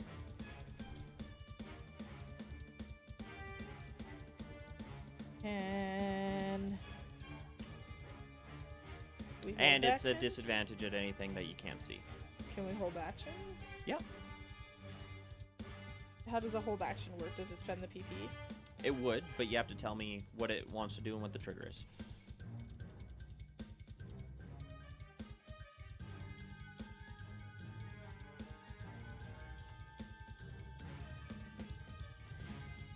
Do you happen to have a spare mouse pad over there? Liam, hold force palm for when that thing gets into sight. Oh, thank you. So he's gonna use force palm when it's in range. Sure. Okay.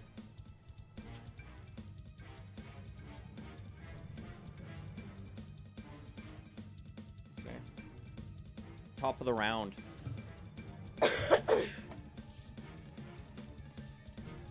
You hear something hit hard against stone. The cavern shakes. And you see a stalactite dislodge itself from the ceiling over top of where Ladybot is. Can I get a dexterity save from Ladybot? Maybe.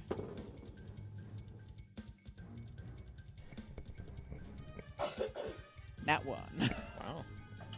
Ladybot takes 6 points of rock type damage as a stalactite falls down and strikes it hard. It's okay. It's okay. Wait, 6 points. Other. Okay. Wait. Ladybot taking particular hurt from that one, being susceptible to such things.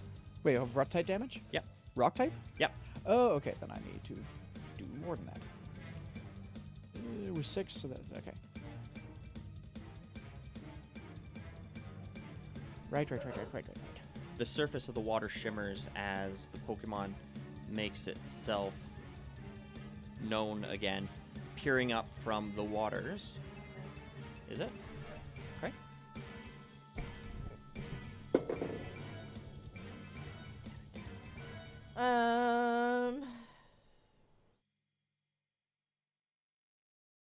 Nine. 9 does not hit. 999. The Pokemon straightens up and it hits into its fleshy underside, rippling off of it with no effect. The Pokemon dips its head into the water, comes back up with its cheeks full, and goes and shoots almost like a bullet this pulse of water towards Riolu in retaliation. Water go.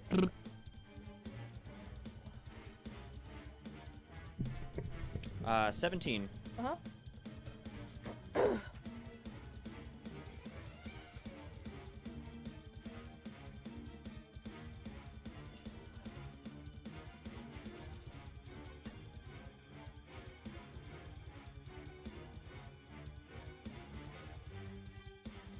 Riolu takes 18 points of water type damage as it strikes him and sort of resonates off his form.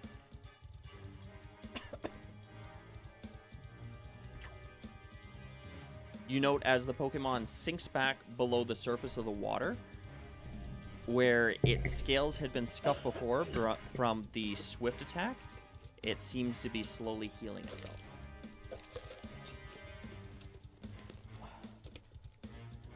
Great. I love it.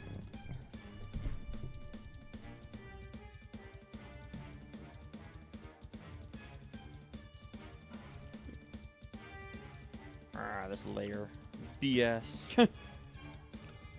I'll figure it out one of these days. Alright. Jackson. All right, 2B, we'll, I guess, just keep shooting some stars. Another Swift. And, 4 points of normal type damage. Where is there? Okay. Another 4 points. Yep. I can mark off the other one. Okay. They land in the water and you hear them hit something solid. Whereabouts? Somewhere over in this direction. Is it not pinging?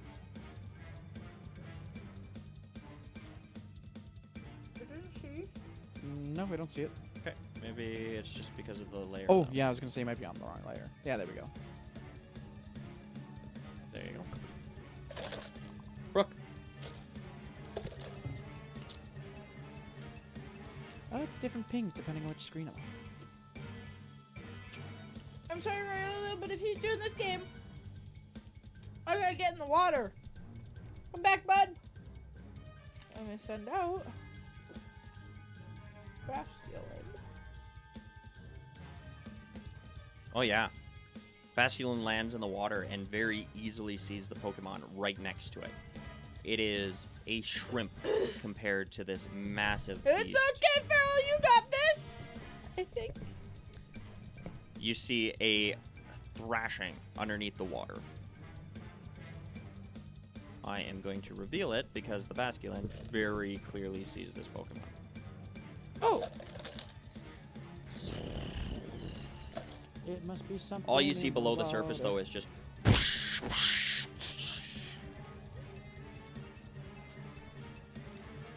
Top of the round. There's another sudden crash against the wall, and you see the water go wash up onto the shore, washing away some of the shiny bits, and the water settles back downwards. The Milotic, being right on top of this Pokemon, turns, moving its tail and going in for a Aqua Tail.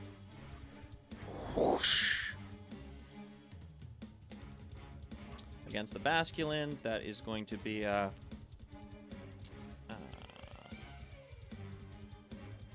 19.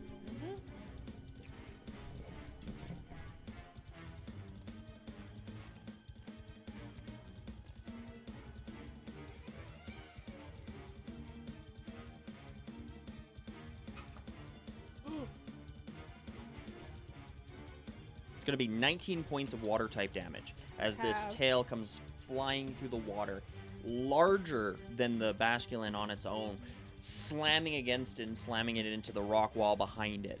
Both of them reset themselves in mid-water. You are such a suck, sir. You have to go to bed. I feel bad, puppy. Hooties. Okay. Brook. What? You have a duck Oh, in no, front? it's Jackson. Oh, My bad. perfect. Check the wrong one. So I can't see it, but I can see all the thrashing. Correct.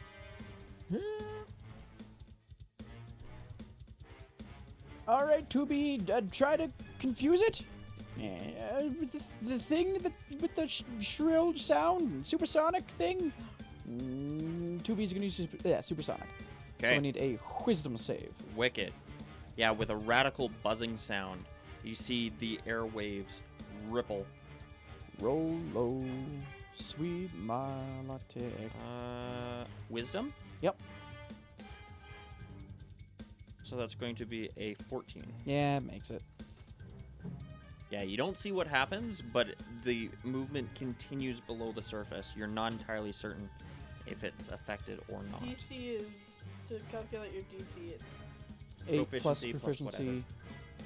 Yeah, 8 plus your proficiency plus your modifier. There you go. Or Brook. minus in some cases. Like Guff. Feral. Use uproar.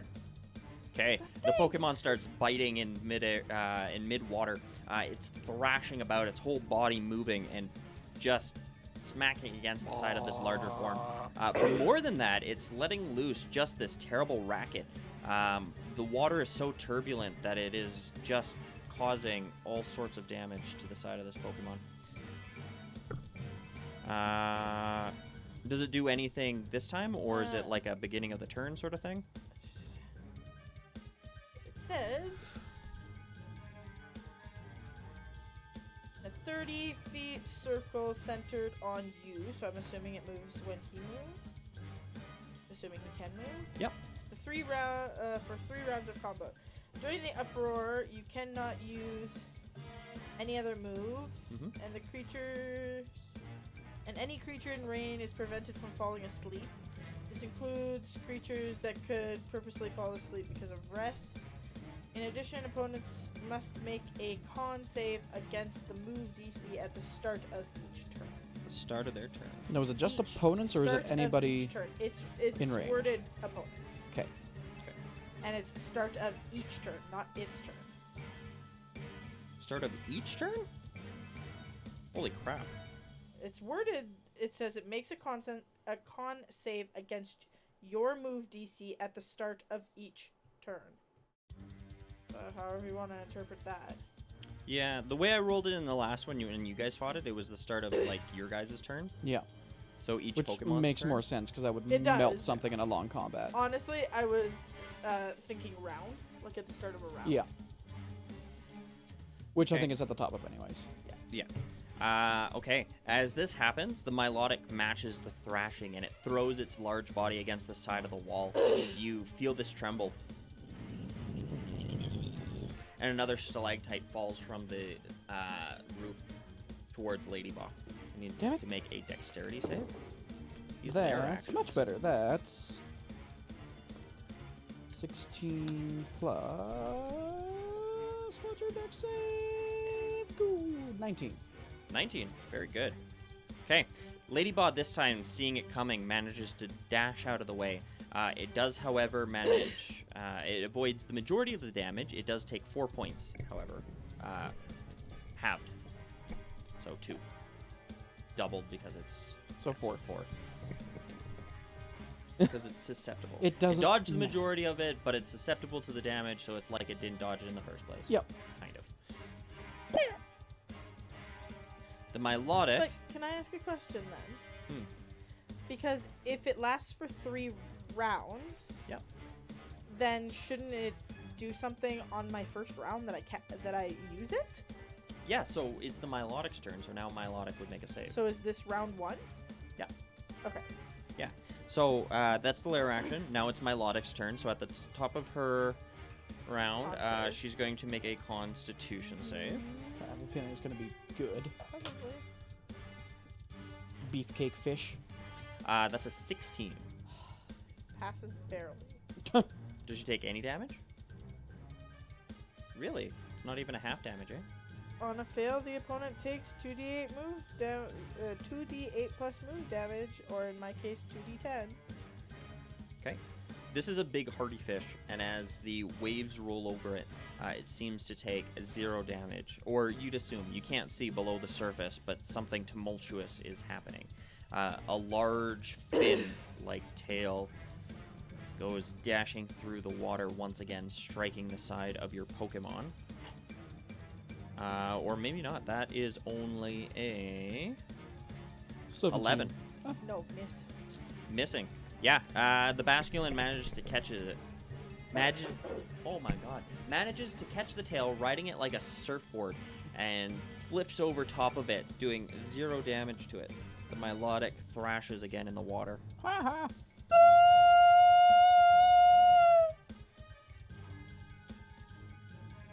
Jackson. And 2B, try to confuse it again. And another supersonic. Gonna make a supersonic woman of you. Please, wisdom save. You gotta pass 11, or you'll be confused. That is really poor. Good. That's only going to be a 7. Yeah, it fails, so it is Yeah. confused for 4 rounds. 4 rounds. Holy smokes.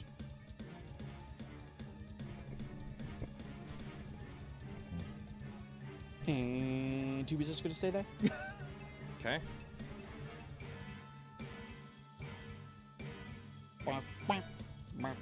Yeah, you see the thrashing get a little more labored and a little more clunky. Every now and then a part of itself reveals over top of the water, some of it sliding over the side of the rock. It looks almost drunk. I love how Basculin almost looks like part of the melodic on the screen. Yep, pretty much. Like Well, he has to uproar. Yep. I'm gonna kneel down though, and can I examine the slowpoke's condition? Yeah, sure. Sure, give me a medicine check. No.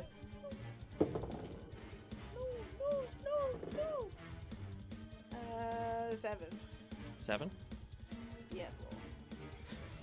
Hard to tell. I mean, from its demeanor, you can tell it's hurt. Yeah, I'm gonna kneel and stroke it and try and calm it down. It just kind of softly grunts. It's okay. It's okay. Jackson and I are gonna help you. I think.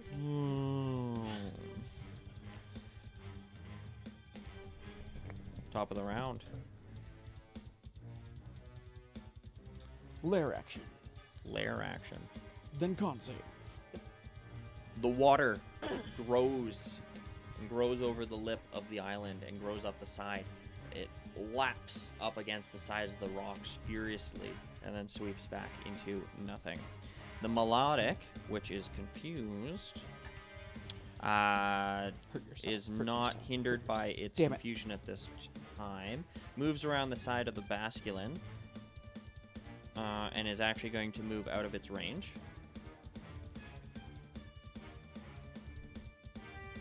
It's still within.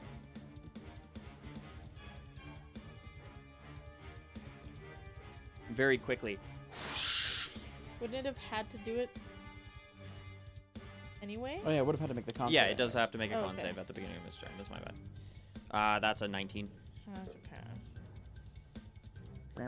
Moving around the other side of the island. And I'm guessing Basculin still Basculin has can't take eyes on attacks of opportunity during uproar. It can. It can? Yeah. Oh. Okay. Yeah, there's nothing that says that it can't take reactions or attacks of Oh, opportunity, he- does it? No, it just says I can't use any attack. Okay.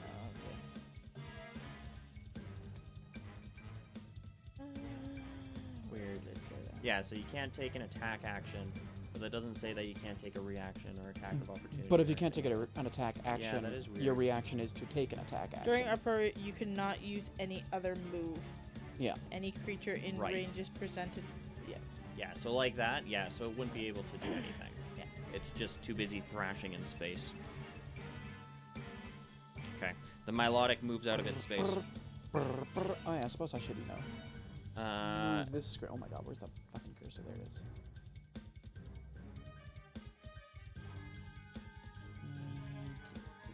And move you over. Yeah. As it leaves, it turns and it takes a parting shot.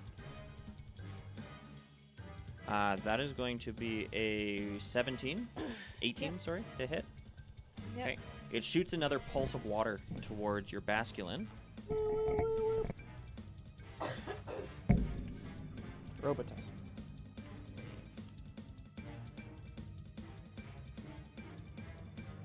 Come on. These dice are the worst to roll. I hate D4s. I like D4s. That's another 18 points of water type damage. That blast into the side of your Basculin. Your Basculin in a bit of an uproar and already resistant to that type of damage seems unaffected. Jackson. We made it confused, so I guess just throw more stars. Second verse, same as the first. Yeah. I'm using a And even though sword. your Ladyball can't see it, it shoots off Oh. stars in one direction and they curve wildly into another, Doo, doing 2 points of damage. the minimum. Go to be, I believe in you. And shift over to buy the slowpoke. 'Cause Brook. why not?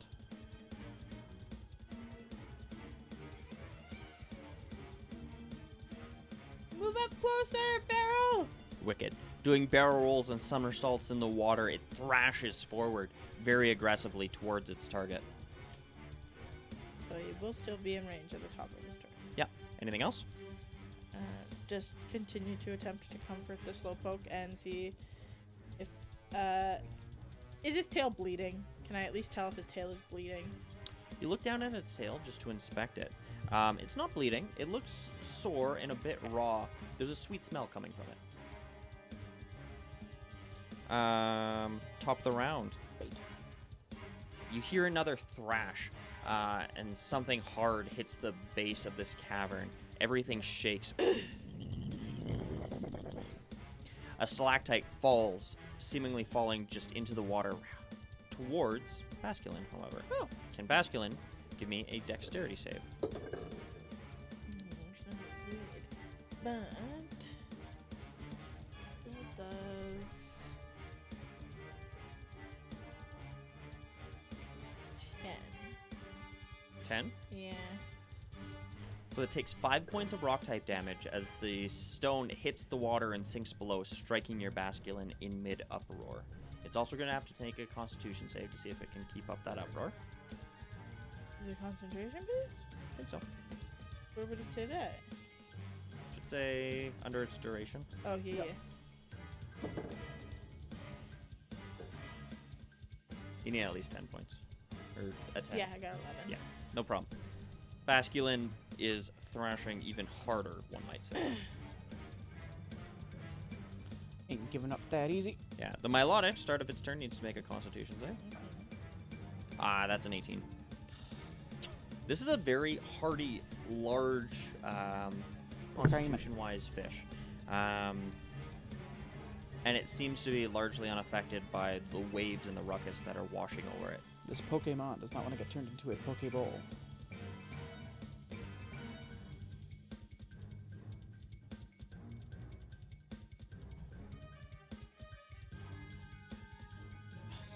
And I think it still has 2 rounds of confusion left. That. Correct. It bursts out of the water and starts wriggling itself over the surface, seeing Oh. you all clustered around that slowpoke. It looks at the ladyball that is hovering there and goes for a shot, spitting out another pulse of water. It's going to see if it can. Be...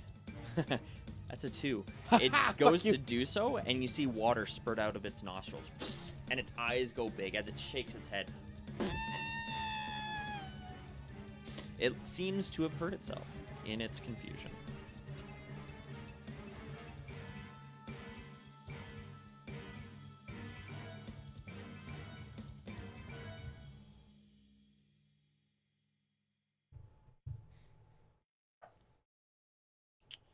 Yep. Maintains concentration. You notice as it rights itself, there's a shimmer of water that continues to flow over its surface, like little rings that just cascade down its form. And as it does so, it heals damage done. This Milotic, the first time getting a sight since it entered the fray, seems almost as healthy as when it started. Jackson. Tubi's going to run over there and just keep shooting stars. Wicked. 2B floats further downfield and throws a number of shuriken-like stars at its opponent as it does so. For 4 damage. 4 points of damage. 4 points of normal tape.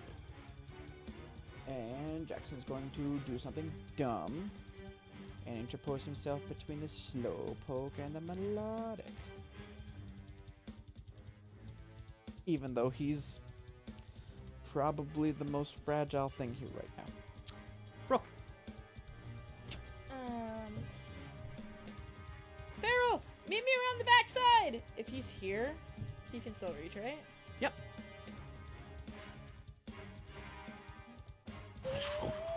They did. This is bad. Chip away!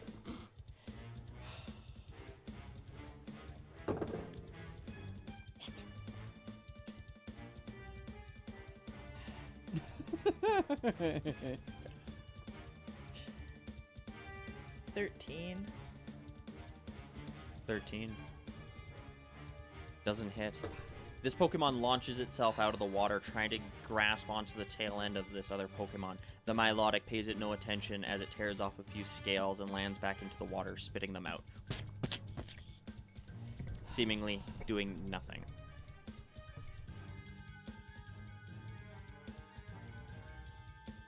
Top of the round. Lair action. The Milotic, standing there looking over all of you, Oh, shit. goes, Wait.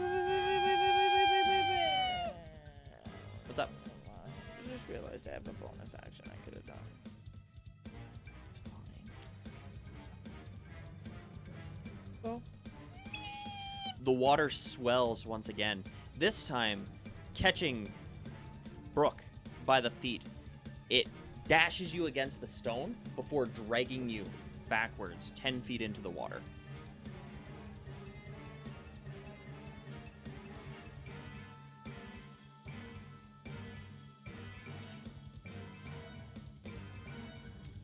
Isn't that 15 feet? Oh yeah, she was right there. There you go. Right to the water's edge.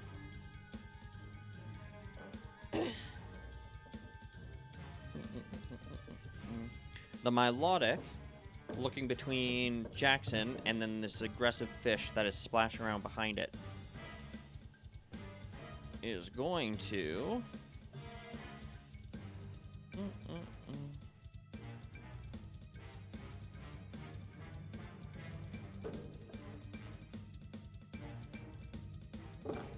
Come at me, Rapscallion. It's going to dive back into the water. Because I'm hurting.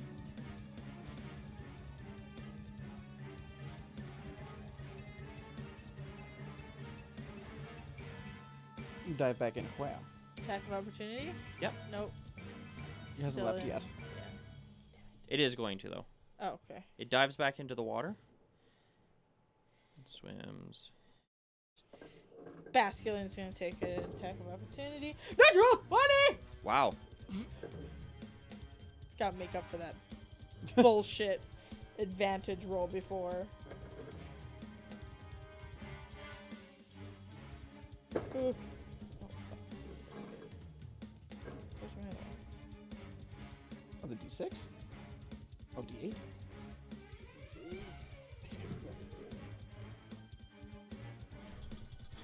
What attack is this? Chip away. Wicked. No. Fuck! I mean, the one's okay. good. You're okay. Oh, that was a As the Milotic pulls away, it grabs on and takes a chunk out of the back of its 11. tail, ripping scales off as best as it can. It 15 thrashes points of furiously. normal type damage. Wicked. Can Brook also punch it? She can if she wants. Make an attack roll. Natural 20. Takes 1 plus your strength. Does the one get doubled to 2? Doesn't the one get doubled to 2? Yeah, sure. 2 plus 2, 4. 4 points of damage. 2 plus 2 Do I is get 4. to critically hit it twice and give 2 injuries to it? One Have from we Basculin been, and have we one been from playing me? with the injury chart in this? Because I don't feel like We have been. haven't. And I feel like that might be a little bad if we This want to isn't catch that it. gritty. As it leaves, the Milotic does shoot off another pulse of water towards your Basculin. But that's really bad. That's going to be a 9. No. And does it have to maintain concentration on that It does, yeah. shimmery thingy? That's a 24 and a 23. Fuck. Its Constitution's really good. Jackson. The Pokemon dive back into the water. At this point, you don't know where it is, as it is underwater. Brook would have a general idea, as Basculin would have seen where it went. But the heat-seeking stars don't give a shit. That's right. More!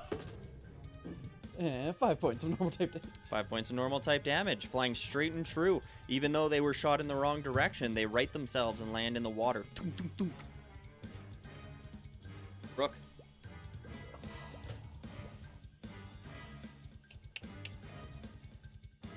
I'm gonna climb up and move towards the slowpoke again. Oh, yeah, Jackson would have moved towards the locum too. I should do that. Basculin, you can only get as close as you can get, so move forward and let's just try uproar again.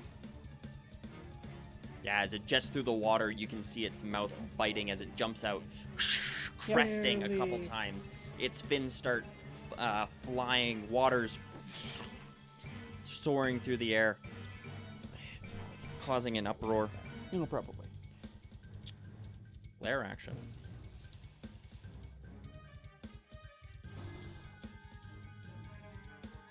Ladybot Of course. looks to the sky as a rumbling sound emanates through the cavern. A stalactite falls towards it. Give me a dexterity save. 10.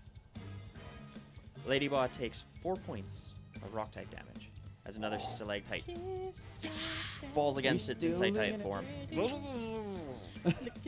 Almost hitting the water, it skips off. Now she's and doing rights worse than itself. Jackson. Jackson hasn't looked good in a hot minute. The Milotic is within range of the Basculin, so it needs to make a con save. Oh, was it still confused last round? Yes, it was, and it passed it. Okay. Yeah. That is a 14. Fails. It fails. Bitch! Eat my normal type damage. Woo! 19 points of normal type Holy damage. crap. The Milotic wasn't paying attention to this smaller fish swimming around behind it. A Pokemon that it's no doubt seen plenty of times in the water in the open lake before. And as it pulls away, its whole body is rocked with this ruckus. Worth it. Good job, Feral. So much so that even though it was moving forward, it turns around and turns on your Basculin. Does it maintain concentration? It does with a natural 20. And it's going to try to make a water pulse at the Basculin, but it needs to make a confusion save first. And this will be the last turn that's confused. Fails. Haha, fuck you, bitch. Yeah, there's a bit of writhing underwater as it slaps itself. And another con taking save. more damage. Although it has to roll probably like a 2. Yeah, that's fine. That's an 11. Fuck. Yeah, the Milotic doesn't move. Jackson, you saw thrashing in the water and something happened. You didn't know what to expect, but it looked like something went wrong. Perfect. 2B, just more stars. Oh, yeah, more stars, more stars. That's 6 points of normal type damage. Wow, those ones hit hard. Its target unable to do anything about the assault. Just got a being in nickel and its current dime it. state. Brook, And then 5, 10, 15, 20, 25. Okay, get up on it, because it's faster than you. Get up off of that thing. Actually, look out. That's all he's gonna do. I'm gonna try and continue to comfort the slowpoke. okay. The slowpoke just continues to breathe heavy and look at you. It's okay. We're gonna get you out of here. I promise. We're gonna do what we can. And then and then you're gonna evolve one day, and it's not gonna be super traumatic, and it's gonna be a good day. And applying a potion is an action? It is. 'Kay. Yeah. What potion you got? 6. What? Wow. I use them sparingly. I never own them. I always only have one or two. Okay. Top of the round. There's a thrashing below the water, and the water begins to swell. None of you guys are within range, so it does not matter as the water pools back into the area. No. Can't say. Your lair action. The Milotic is no longer confused. It does need to make a Constitution save. It's a 15. Beats it. 15. Okay. This time it turns on the other Pokemon. Its tail moving swiftly, trying to make an attack against the Basculin. Aqua tail. It's going to be a Aqua Tail at 21. Yep. Okay. Your Basculin is going to take 20 points of water type damage as it slams into it hard, bashing it against the rocks on the ground.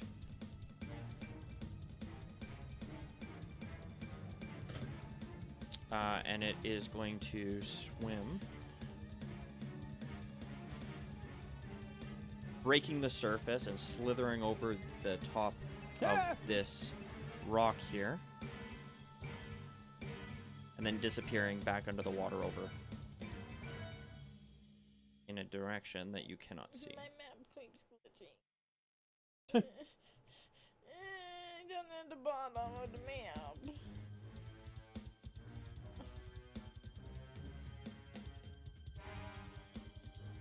Okay. Jackson. Okay. I'm gonna go 5, 10, 15, 20, 25. And let me double check what Supersonic says. No, I don't have Supersonic. Ladybug has Supersonic. Choose a target within range. Doesn't say I have to see them. I must pass wisdom saving throw. Try to do the thing with the loud noises. Supersonic again. Which has an 80-foot range, so it should be within. Yep. Yeah, the sound bounces off the edge of the tunnel and into the Wisdom? water.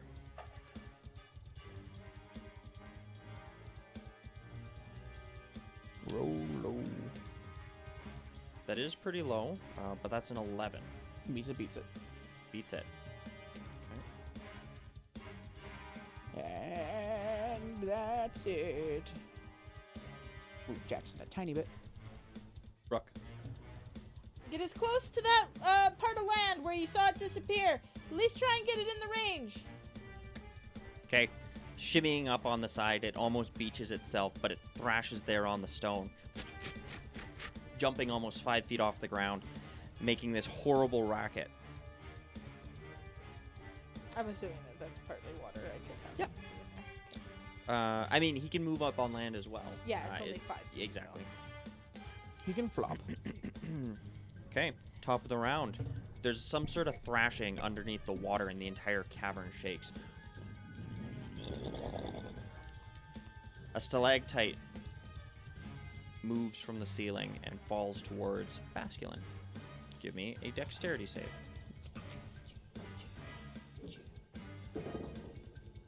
Oh no. 11. 11. Does he have a +7 to his dex save? Jesus. Mostly outside of water, the Basculin is struck not even with, by like, this stone, unable loyalty, to yeah. move itself Loyalty. out of its way in time. That being said, it only takes 1 point of rock type damage. Still would have been enough for Tubi. Tubi out of this fight. Yeah, I think he's got my best deck saves in the game.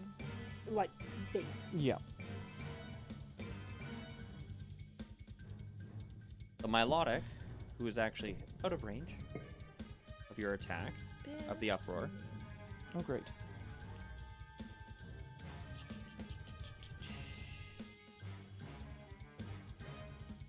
Move silently through the water. You guys don't see it, but you see a water-like projectile shoot out from the waves towards 2B.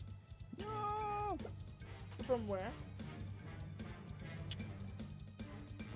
Over in this area. Oh, shit. So that's going to be a not natural 20. Yeah, that hits. I'll save you the dice roll. He has 1 HP. 2B's done. Okay, shooting 2B out of the air. Let's give Roshi. Wicked. 2B disappears inside a Right bright red there. light. And then out pops this spunky little turtle Pokemon. It runs over towards the edge of the water and looks out expectantly. Looks back at you and looks towards the water. Brook. Sorry, that's Jackson's turn now. Jackson does get a turn. Stuff in here. So that would be 8 plus 2 plus nothing.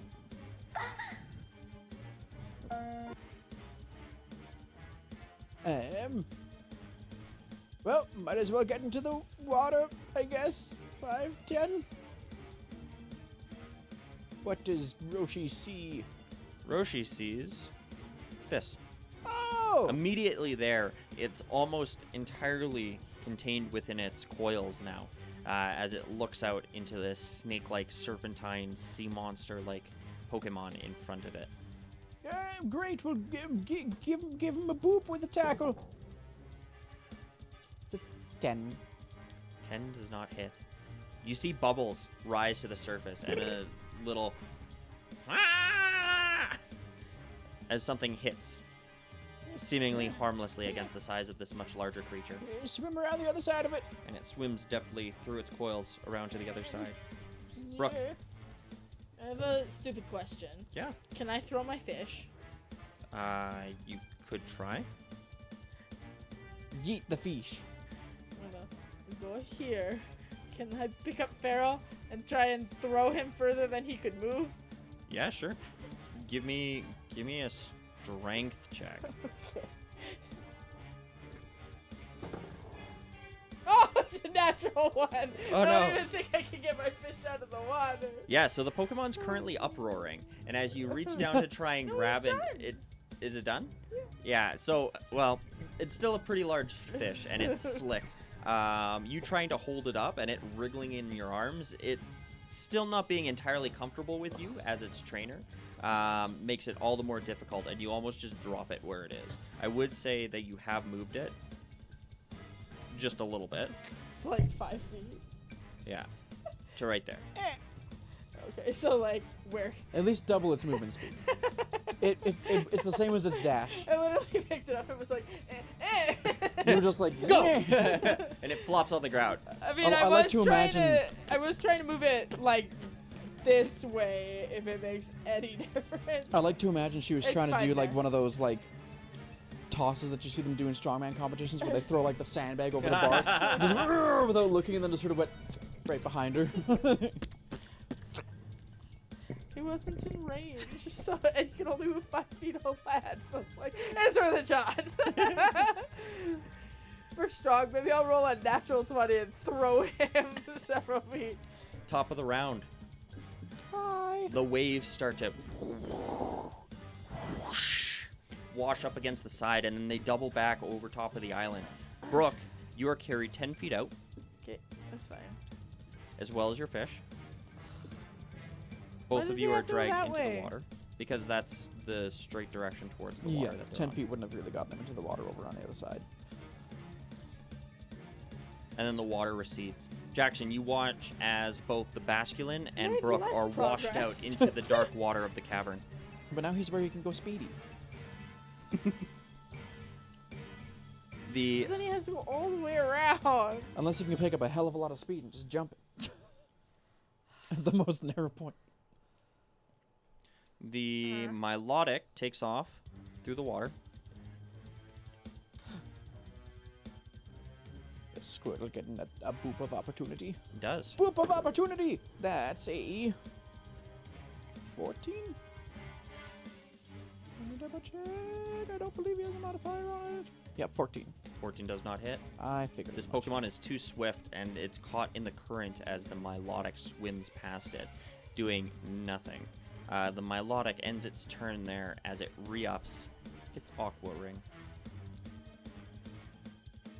And it heals a little bit more.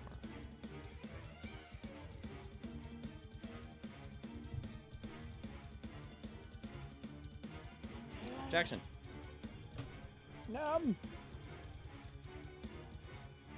Um.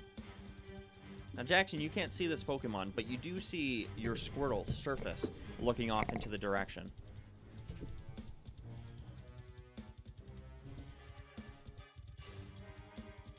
Shake your booty at it.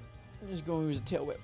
Shake your booty at it. Okay, it needs to make a A wisdom Booty save. at it. Wisdom save. Shake your booty Ah, I at think that's going to be a fail. It's going to be a 10. Beats it, beats it. It's a charisma dex, and his charisma's a 0 modifier, and his dex is 0 modifier. Oh, poor baby. Eh, The eh, Milotic eh. is none too bothered as the Squirtle turns and shakes its little tail at it, Cozy up to it, Squirtle. and then takes off towards it. Brook. You did good, Farrell. Let's give something else a try for a minute. Okay, the fish disappears as you tread water.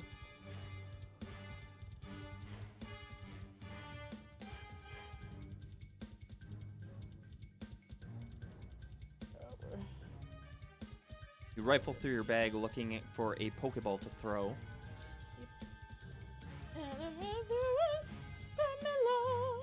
Okay. This large bat appears in space as it immediately starts getting a good eye for its surroundings. It scans the area. And I'm gonna move myself back up onto shore next to this slowpoke. Okay, because you my paddle swim back speed on does not slow. easily. The top of the round. Flare action. Squirtle, can you give me a dexterity save? Never.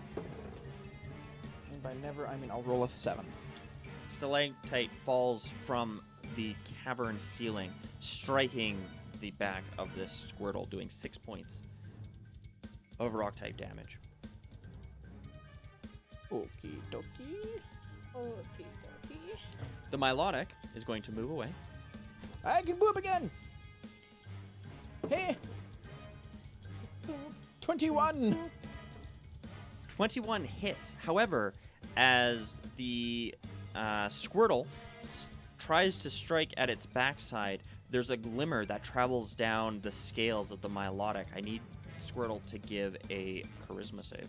Charisma save. Nat 20. Holy crap. Yeah, it is not taken by the shimmer and strikes true. Roll some damage. I think it's only 1d6. No, that's totally. Attack. Attack is I think it's 1d6. the loneliest number. And I rolled a 3. 3 points of normal type. Okay. Still a solid hit. The Milotic, as it moves away, is going to take a parting shot with a Water Pulse. Does it maintain concentration? Oh, yeah, because you did hit it. It does with a 24. Its Constitution, pretty good. Yeah, Likewise, that is a 23 to hit your Squirtle Yep. with the Water Pulse. You'll note as Squirtle is struck, the water circles around it, and it seems to just... Squirtle is now confused. Oh. Oh, wow. Just automatically when it hits. Or does it have to Because it roll was a a certain- natural 17. Okay. And how much damage? Just gotta roll that. Oh, yeah. I will put a marker for confusion. Nope, not that. Confusion be...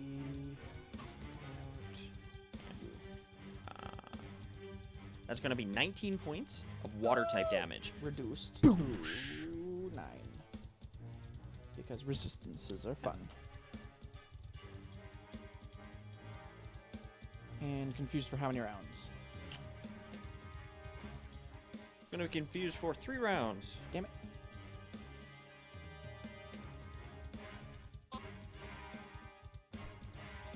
Okay. And it's going to heal a little bit. Melodic's turn. Jackson. Hey, beep, beep, beep. You see Squirtle splashing a little bit as it pulls itself back onto land. It staggers as it moves across the stone, looking a little confused. Is movement speed halved when confused or just paralyzed? And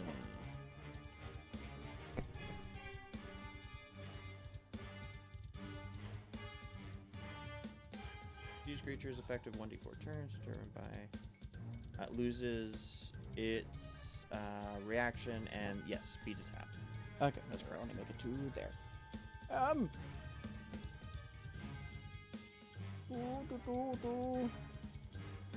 Shake your bum. Just gonna use tail whip again. Okay, another wisdom save.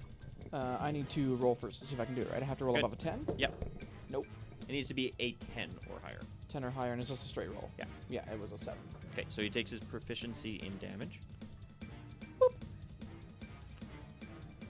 And waste the PP, and nothing happened. Yeah, Squirtle wags his little tail so hard that he actually falls Yep. backwards and hits his head on a rock. Oh, Standing back up. Poda. Brook. Does Carmela have any idea where the thing is? She doesn't have any means to. Blind sight, Is it blind sight? I She has believe. blind sight for Yeah, I 100 believe- Then she absolutely does. Golbats do. For how many feet? 100 feet. Yeah. She absolutely would. She doesn't need to see it. Her echolocation drives out the forms within the water and the general cave around her. I don't think there's anything within this cave that she doesn't see. Cool. Sorry, I thought it was dark vision. No, she's got blind sight. Nice. Use that confusion ray. That worked last time.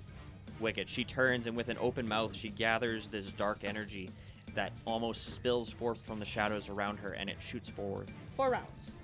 4 rounds. Yupper. Would have got 1 round of confusion out of the way. This pen is done. Good. Melodic isn't, so. Okay. The melodic is definitely confused. Yep, it is. Top of the round. The water swells. Everybody within 10 feet is washed towards the water. That catches the Squirtle, and it also catches the Golbat. Well, my intention was that she was There's a 10-foot ceiling, though. right. So she would still be within 10 feet of. Well, did you want her 5 feet up? You didn't specify.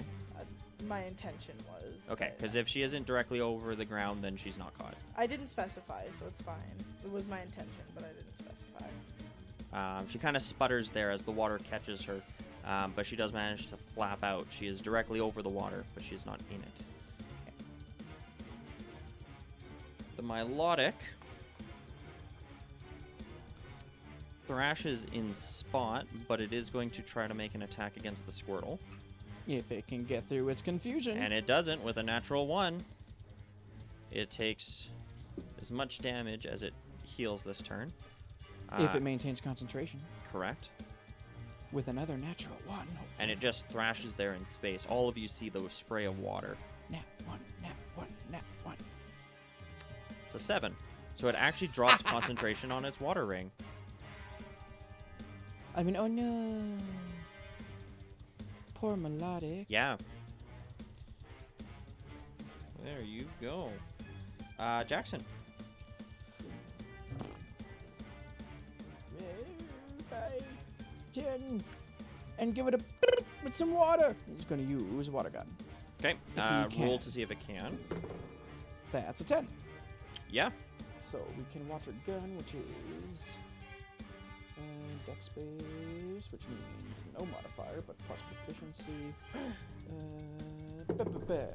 No, that's only a 6. No. Underwater, it shoots a concentrated current towards this other Pokemon, and even though it's confused and unable to dodge, terribly well. Oh wait, does Uh, confusion give you advantage, or is that just no. paralysis? Okay, I couldn't remember. Yeah, so does not manage to beat its defenses. And what round left on my confusion? Brook. Carmela's gonna fly in an upwards angle to be 5 feet off the ground. And Okay. here. We'll call her 5.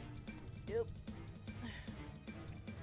Carmela, use an air cutter on it. Okay. Beating her wings even harder, you see a concentrated blast of air fly forward, like sharp scythes towards the water. Why is that not? 18. 25. 25 hits. It is. Strong and true.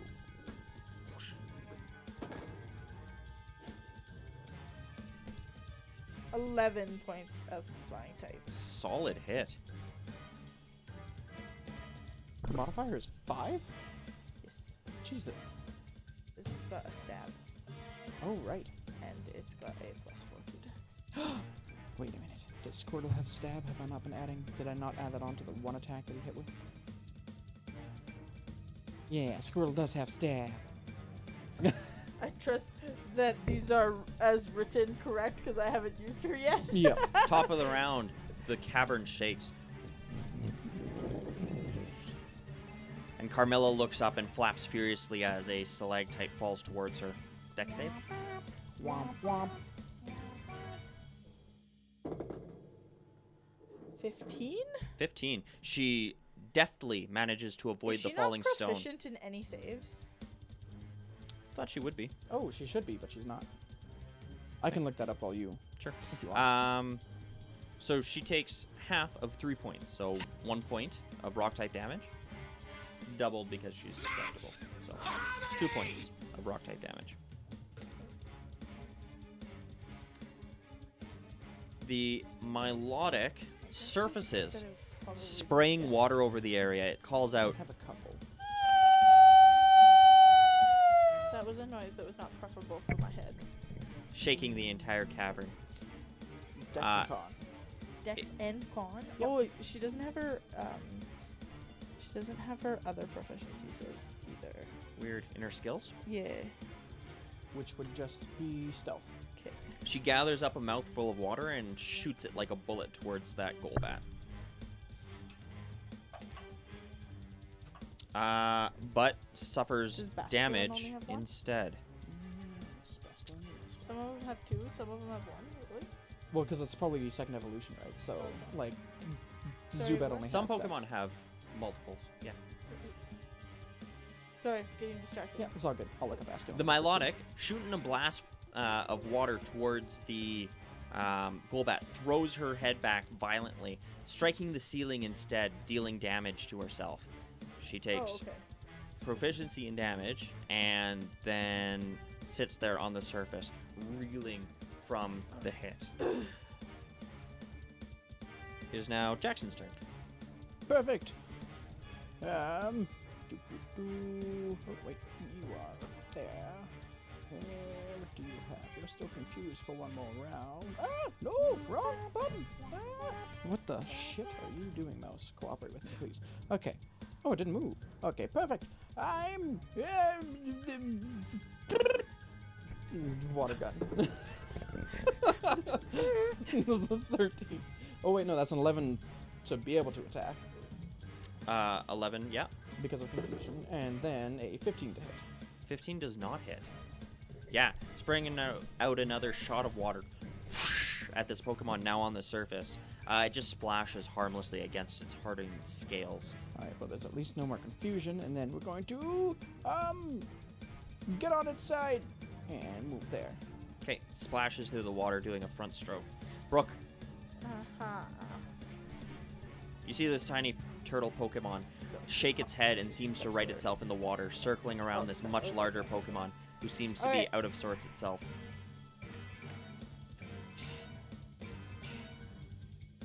Let's do.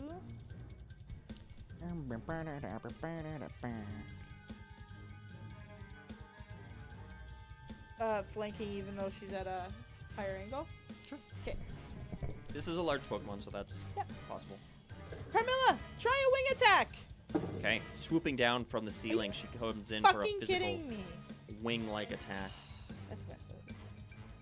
Does not hit. The Milotic, even though out of sorts, manages to avoid the onslaught. What a joke. What a joke. I rolled a 2 and a 4. It's like not even worth adding my modifiers to it. The water in the cavern swells and then settles. The Milotic looks to either Pokemon on either side of her and is going to try to take a tail attack at the Golbat flying up above her. Her tail shoots out of the water. Yeah, she makes it past confusion. And that's going to be a 22 to hit.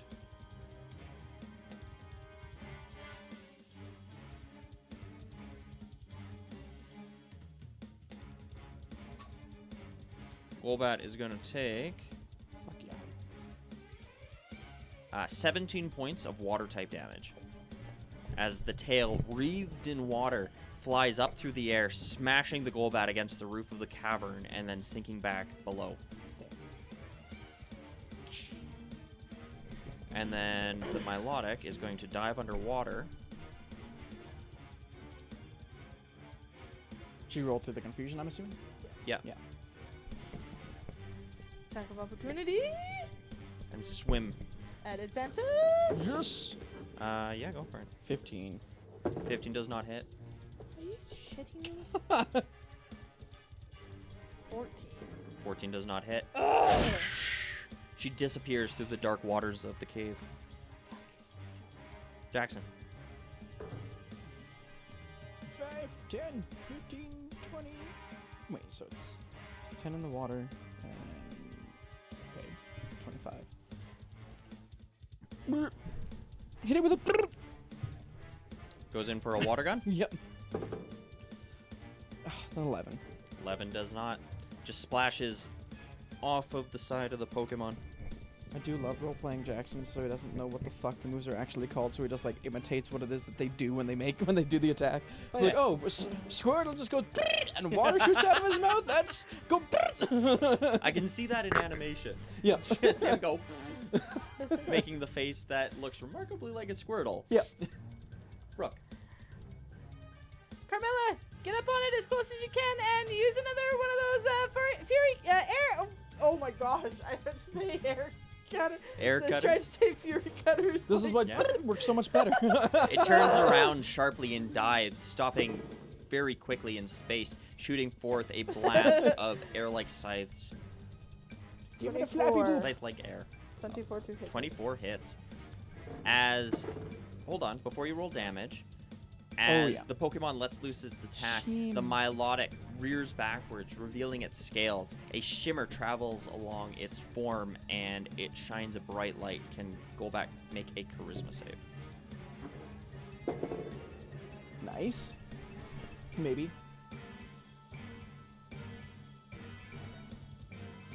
To 16. No, 14. I thought that was a 17. Golbat sees through the shimmer, landing a attack. Takes Straight 17 edge. points of flying type damage. 17 points? I rolled really good on the damage. That is really good. She's also using a level 5 Pokemon. I'm only using level 3. Yeah. She is doing the heavy lifting. Literally every one of my Pokemon except for Sassy is level 5 or higher right now in my Yep. party. And I want to grind the little guys up. Top of the round, a thrashing underneath the water sends the cave put into Sassy in, bitch. tremors. Can't do anything. Oh, which means A it's still just gonna get stalactite dragged down. falls Oh, no. from the roof towards Golbat. Make a dexterity save. Squirt, squirt.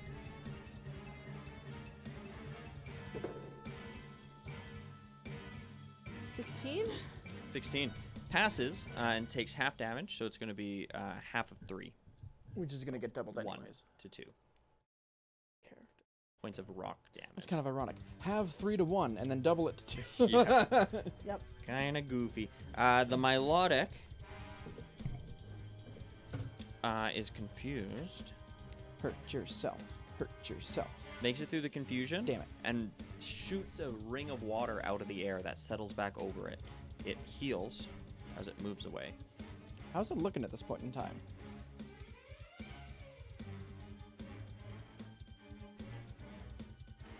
Jackson, you haven't really got a good view of it. It's been underwater almost the entirety of guess, the yeah. time. Well, except for when it slithers across the land. Yeah. Or is it maneuvering like across the water? I mean, it's been a while since it did that. The last time you saw it above the water, it looked fine. Okay. It looked pretty good. It is now your turn, Jackson.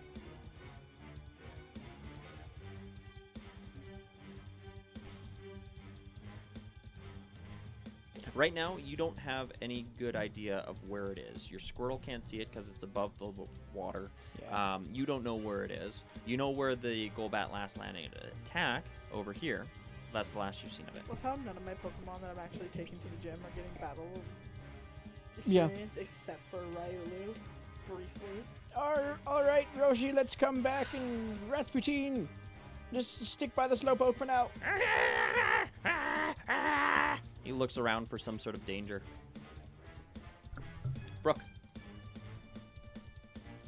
Part of me wants me to get sassy in this game. Just to get sassy in this game.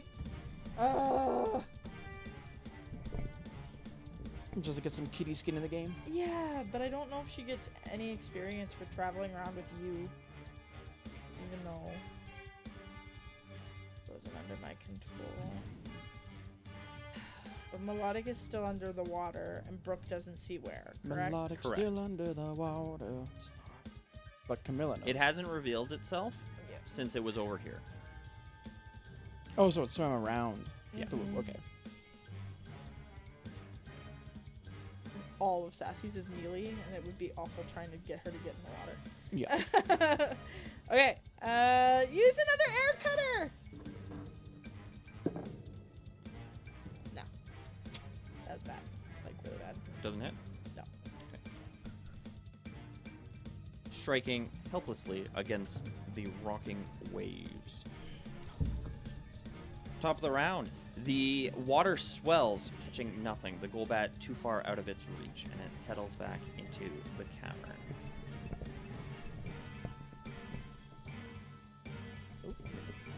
Gotta keep this going too. Oh, I thought you were looking at the light, and I was like, what is he looking God damn it, Steve! Stop moving around. I The just Milotic got- swivels and moves in the opposite direction. The Golbat tracks it. The rest of you do not see what it's looking at.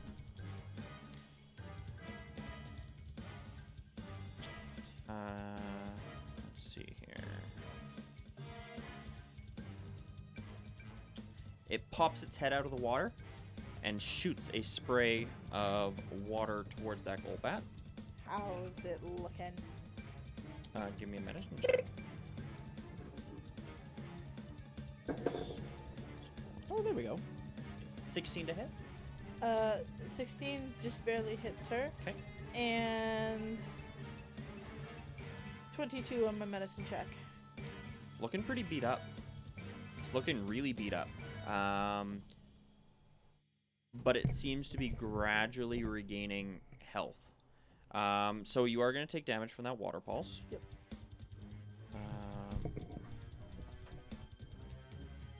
It's 4 of those.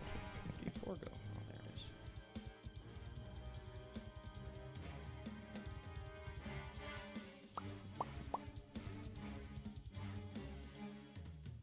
is. Golbat is going to take 20 points of water type damage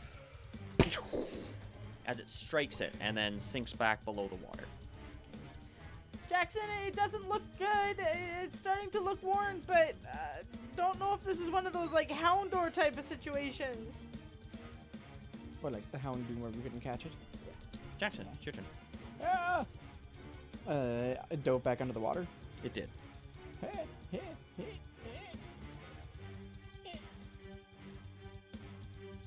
There. Wait, no. Wait.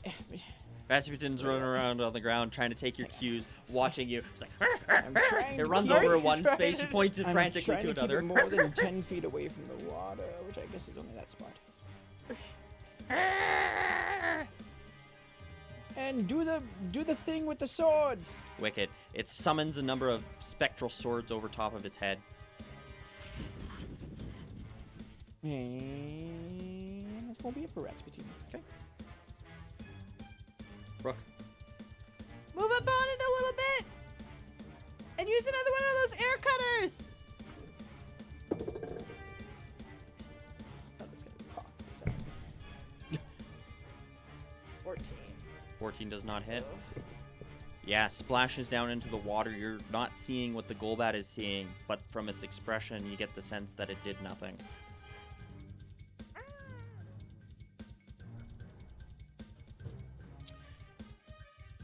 The Milotic pokes its head out of the water again, takes a shot at your Golbat. That's going to be a 22. Yep.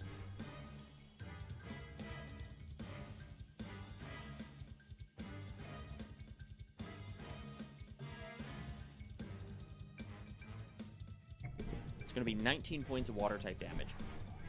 Carmilla is knocked out. Camilla takes that hit hard and falls towards the ground. It's captured by the red light before she hits. And the Milotic disappears from all of your view.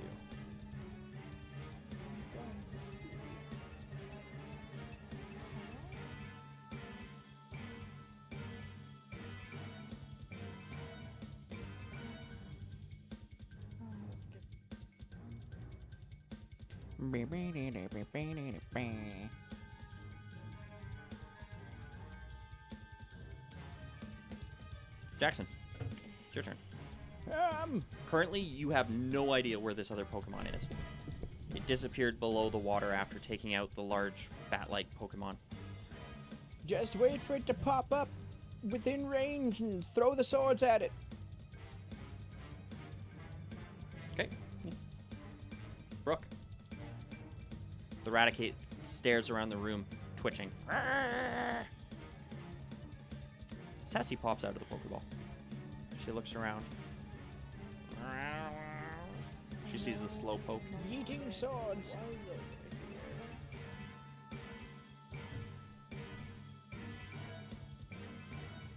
So if I have something that has a range, Mm-hmm. but it's an audible thing, Mm-hmm. Do I have to target specifically? Yep.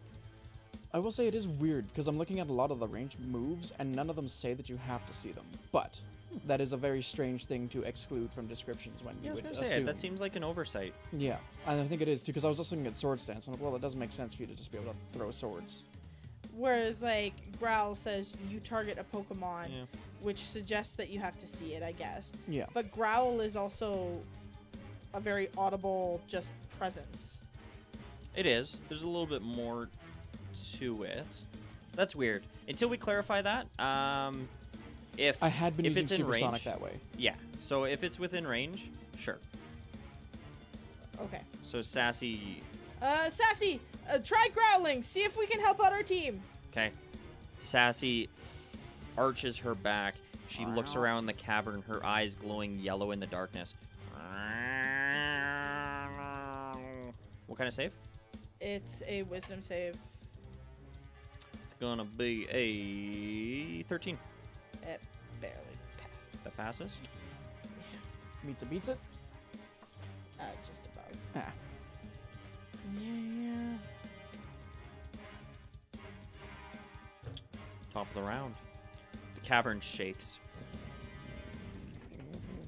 A stalactite falls towards Raticate.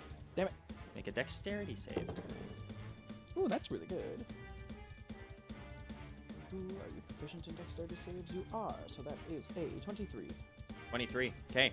Raticate moves deftly out of the stone's projectile. It does take half of 5 points. So 2. Rocket damage.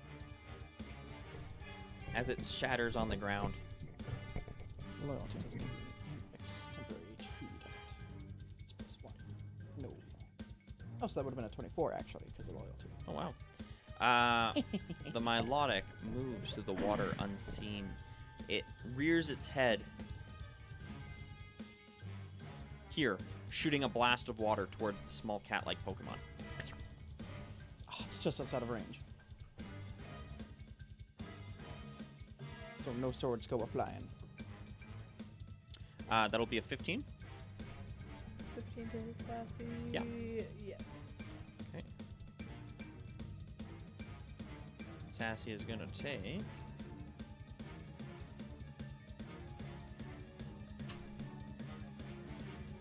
Come on, picking up D4s. My God.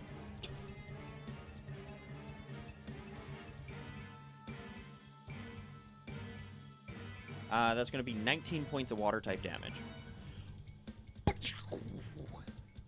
And the Milotic dives back underwater.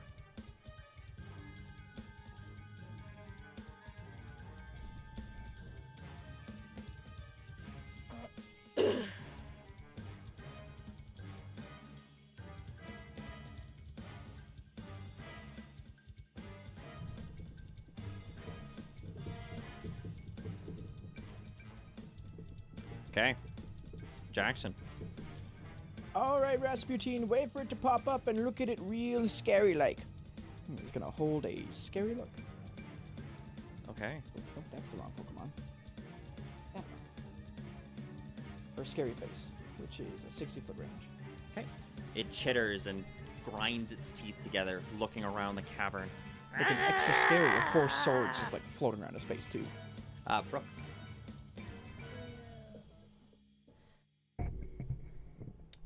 Sassy, stay away from the water's edge. Let's see if we can lower its defenses.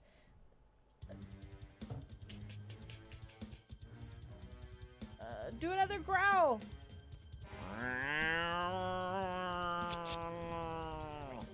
Needs to make a wisdom save. Yeah. It's gonna be a 12. Fails. Fails. Oh, sorry. Oh no. Passes. Beats it. Thought it was a 13 for a second. Top of the round, the water swells, catching nothing. Jackson. Sorry, Milotic.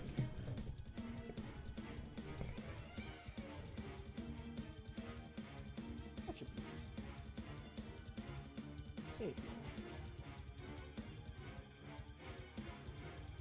Okay.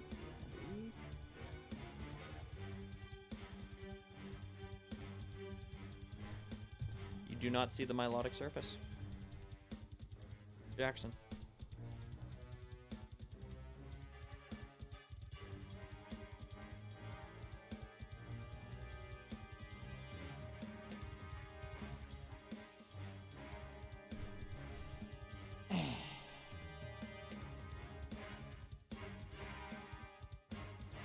Keep holding a scary look until it pops up.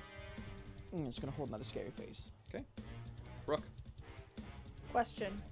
Hypothetically, Hypothetically. if I went into the water with my Pokemon, could I move in place of my Pokemon and my Pokemon be on my back?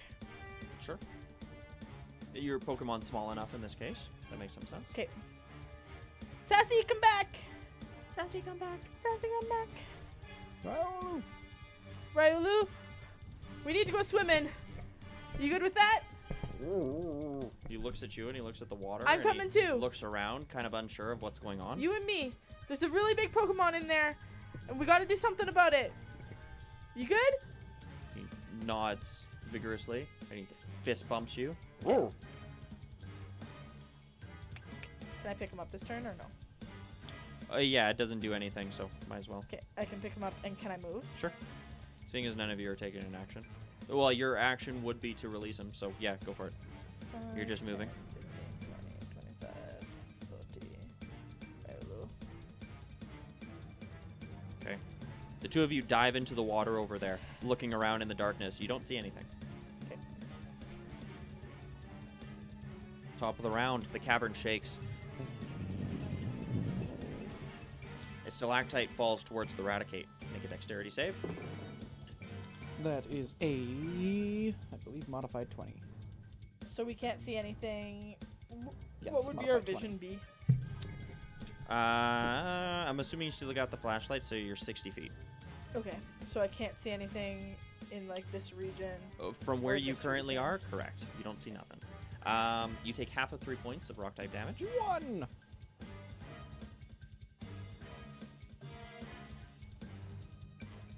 Pop up, you bitch. Take a look at my mean mug.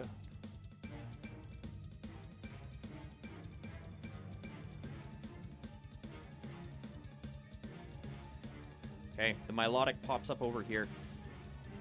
Your rat turns to make a scary face. Yes, so it needs to make a wisdom saving throw. That's pretty good. That's going to be a 19. Yeah. The Milotic seems entirely unfazed as it shoots another bullet-like projectile of water towards your Raticate. Come at me, bitch. That's going to be 17. Does not hit. Does not hit. It just clanks off of some of the projectiles. The The floating swords. spiritual swords above its head. The only thing is keeping it from getting hit. The Milotic dives back underwater. Given that I wouldn't have been able to swim like down, Mm-hmm. would I have seen it surface? Sure. Because I would have been surface-ish. I think so. Yep.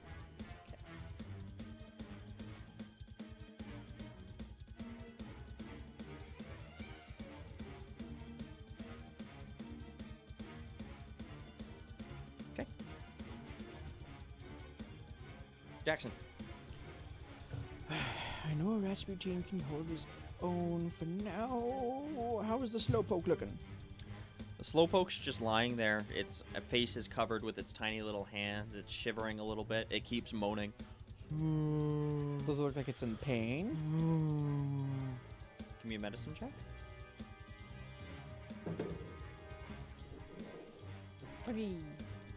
Hard to tell. Well, I mean, it certainly looks hurt. Well, then we're pumping a potion into it anyways. Okay.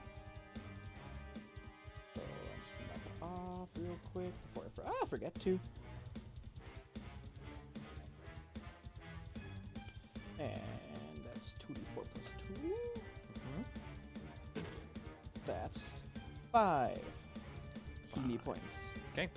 As you spray it over it, it looks up at you, taking one of its little paws off of its eyes, and goes, Yeah, we're gonna help you out, little buddy. Don't worry, we'll get you out of here. And give him a scritch if he lets me. Brook. Okay. Having seen the Pokemon on the surface, I'm gonna make a dash over here, Okay. hoping that I'm in its range. Riley holds onto your back as you jump back out of the water, Jump back out and book it over. and jump climbing back over in. all the debris on the ground and then Dive jumping back into in. the water on the other side. You do see the Milotic. Okay. It is right there. Okay. 10 feet away from you. It turns, its scales shimmering in the flashlight's light. Top of the round. The water splashes against the island. The Milotic looks towards you and your Pokemon.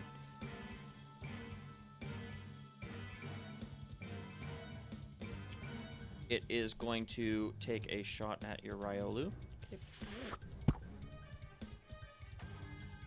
going to be a 15. Yep. Yeah.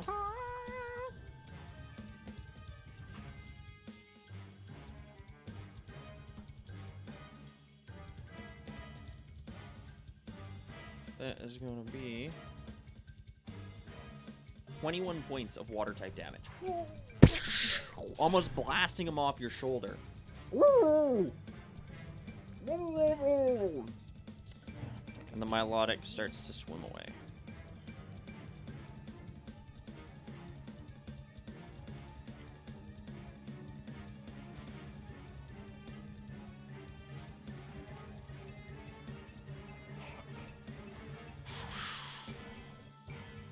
Jackson,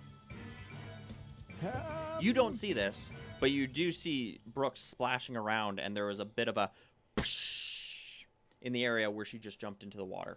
Yeah. Hold another scary looky thing. He's gonna hold a scary face. Brook. Rasputin starts staring around the Rah, cavern, rah, nose twitching. Rasputin. Looking like a scary teen.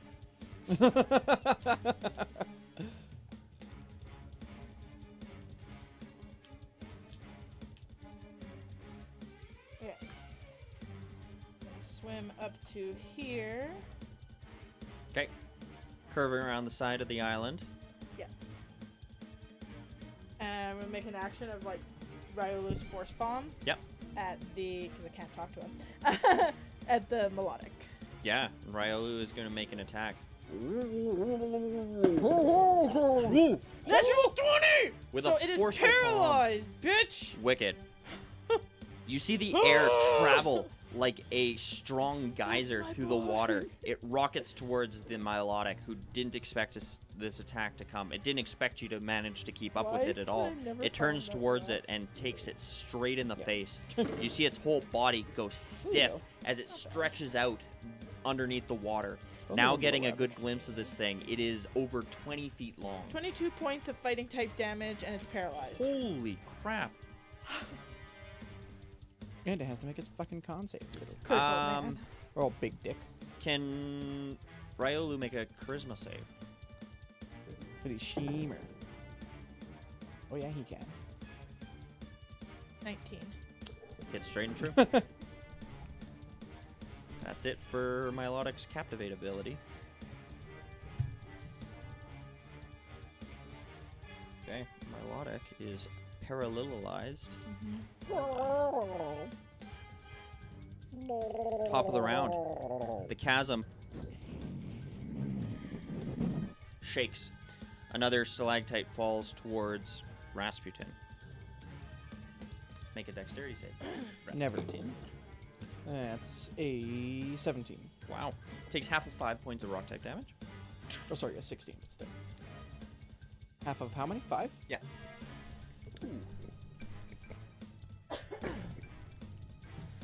The Milotic thrashes a bit underwater, but you see it sort of stiffen up. It moves around looking at you there and staring towards the surface. Did it make its con save for... It hasn't done anything Concentration? yet. Wouldn't it have to make a con save yeah, for it would. the damage I did? Needs to get at least an 11, which it does with a Damn. 22. with the damage done to it? It's going to try to make an attack against Ryolu, but it needs to make a... what is it? It's a D4. It is not paralyzed this turn, so it does make an attack against Ryolu. It is definitely going to miss with a 9.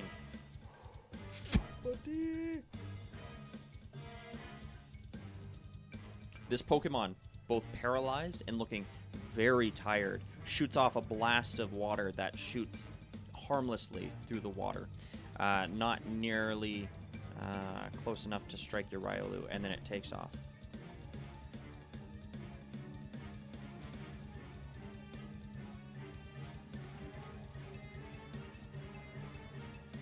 Probably out of view of everybody. It is currently. But I would have known it went around that Yeah. corner. Yeah. Jackson.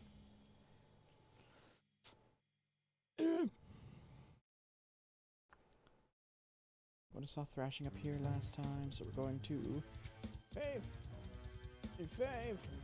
10, and wait until you see it and let your swords go. He's Brook. gonna hold his bonus action. So I have a question. Sure. I like questions. Can someone take like a running jump and it be at the like point of the end of their movement and still have distance? No. No. You can You have only to move count up that to your maximum movement into speed. your... Yeah. Damn. Otherwise, you could always move like 10 plus your movement. Yeah, that's why It was even when more of Grog got like like those boots a- of jumping. Because you're diving into the like if I was diving into the water, could I push myself forward? But No, because it would still be exceeding your maximum movement. It's the same thing with when Grog had those boots of jumping or whatever. He would always have to very meticulously plan out Yeah. how he jumped.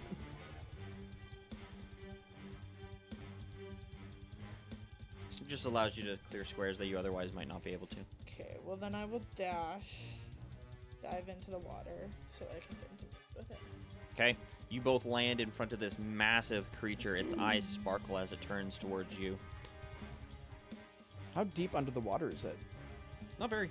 Maybe Okay. 5 feet, not even. But the water is fairly deep under here. Not that you've been under to look. Top of the round. The water swells. Grabbing Rasputin, dragging him into the water. Can he see it now? Like a drowned rat, he can. Haha! All of my swords! Eat them! So that's a nat 20. And a 16. Yeah. The 20 hits, the 16 does not. Okay. So the nat 20... Do they count as crits on this? Yeah, go for it. So that's 8 points of normal type damage. 'Kay. On the first. And then the last two are not going to hit with a 12 and a 6. No, neither of those do. The first one hits strong and true, and the whole form sort of shivers. Concentration. You hear this sound erupt. It maintains its concentration. Of course it does. Motherfucker. The sword disappears, and the Pokemon looks hurt. And my AC is no longer 19. The Milotic looks at the host of Pokemon around it. However, you being on it right now, it's going to make an Aqua Tail. If it can. Oh, would those attacks have been an advantage because it's paralyzed? No, because it never failed its paralysis. So, okay. yeah, Oh, right, yeah. if it fails its paralysis, Then they it's do on the considered next restrained. round. Yeah. It makes it through its paralysis. It's going to make an Aqua Tail attack against Riolu and Brook because they're in the same square. Uh-oh. That's not great, but it's still going to be a 12. It will hit us. Both of you? Okay. You hold on tight to Riolu as this giant tail, larger than either one of you, even combined, comes rocketing through the dark water towards you. Gathering force as it comes towards you. Oh. It's going to be 30 points of water type damage as it rolls almost max endure. damage. Endure Almost to the knocking one. you onto land. It sends you guys spiraling in the water. You struggle to right yourself, it being dark. You're still conscious? Yeah. Holy shit. I have 44 hit Oh points. yeah, I took con as a dump stat. That's why. I was like, you have 10 more hit points than I do, and you're 5 away from my max. You watch as water ripples over the side of this scaled Pokemon, and it heals a little bit more. Jackson, Well, you can't see, but Rasputin, who is splashing in the water,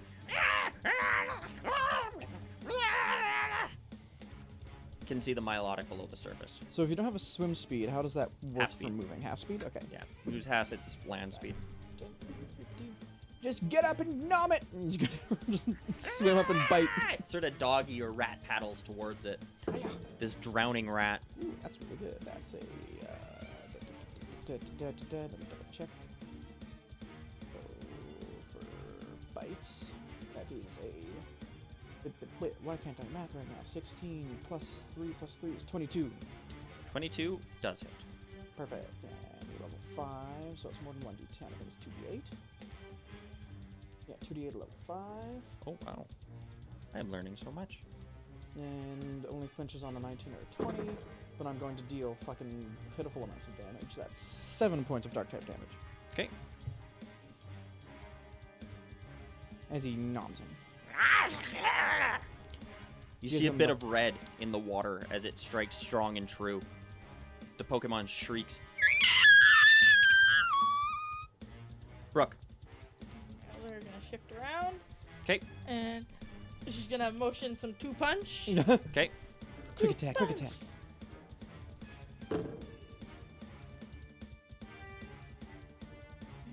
Oh wait, Rasputin has quick attack as well. Could I do that? I keep forgetting. Yes, you can if you'd like to. Sure. Sorry. That's okay. And it's probably not going to hit. That's only a... It's at the. Oh no, it wouldn't have been. No, it wouldn't have been. You wouldn't have been fighting at that time. So that would be a... Wait, what are you? Based your dex. So... No, 13. 13 does not hit. No. 21 to hit first quick attack. 21 hits. 5 points of normal type.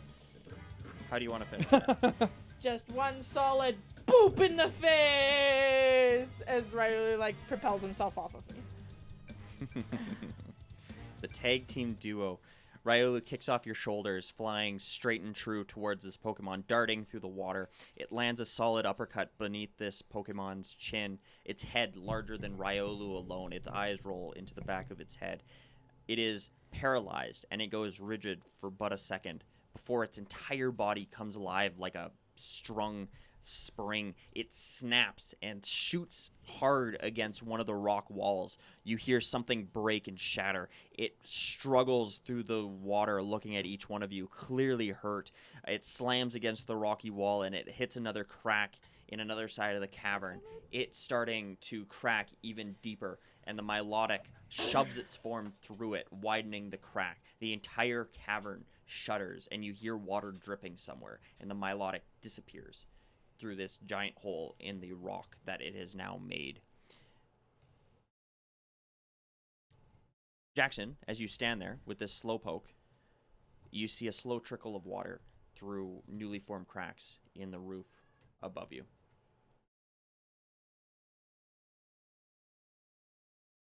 Brook, you grab Ryolu as you wade there in the water. He, looking fairly hurt at the moment. Yeah, he had to endure. Yeah. We're gonna grab Ratsputin back into his Pokeball. I'm gonna pop Ryolu back into his Pokeball. Mm-hmm. Pop out. Who swims faster? Is your Squirtle unconscious? Yep. Okay. I'm gonna pop out Basculin in case Jackson needs him to swim. I'm gonna come to the surface. How's everything looking? There's water trickling down, so that like that, and I'm gonna start pushing on the Slowpoke Cool. towards like the exit Come on, Slowpoke, because I have no idea that Slowpoke can swim. We gotta go, bud. We gotta go. Can one of you give me an animal handling, Pokemon handling with advantage? That's, I believe, a modified 20, but let me double check just to be honest. Oh my god, why? Mouse, cooperate. Yes, modified 20. Okay. The Slowpoke looks at you, and it looks around at the cavern, obviously searching for the Milotic that dragged it down there. Not seeing it, it slowly picks itself off the ground. Come on, bud. We gotta go. He looks around at you, and he looks at Jackson, and he looks at the water. If you want to get out a little faster, I have this, and I'm going to show him the Pokeball. My last Pokeball. He looks at the Pokeball, and he looks at you, and he looks around. You don't seem too concerned, but I feel like you are. I'm going to boop him with the Pokeball. Okay. Give me an animal handling check with advantage.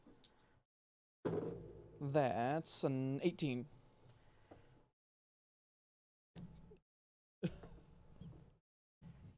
What's the button?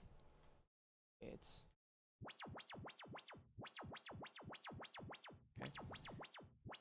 The Slowpoke, staring at you, its eyes wide, disappears inside the bright red light. The ball shakes in your grasp, and it feels warm to the touch. But it does come to a stop. Okay, I actually wasn't expecting that. Okay. Sick. You know, the water dripping from the ceiling starts to grow.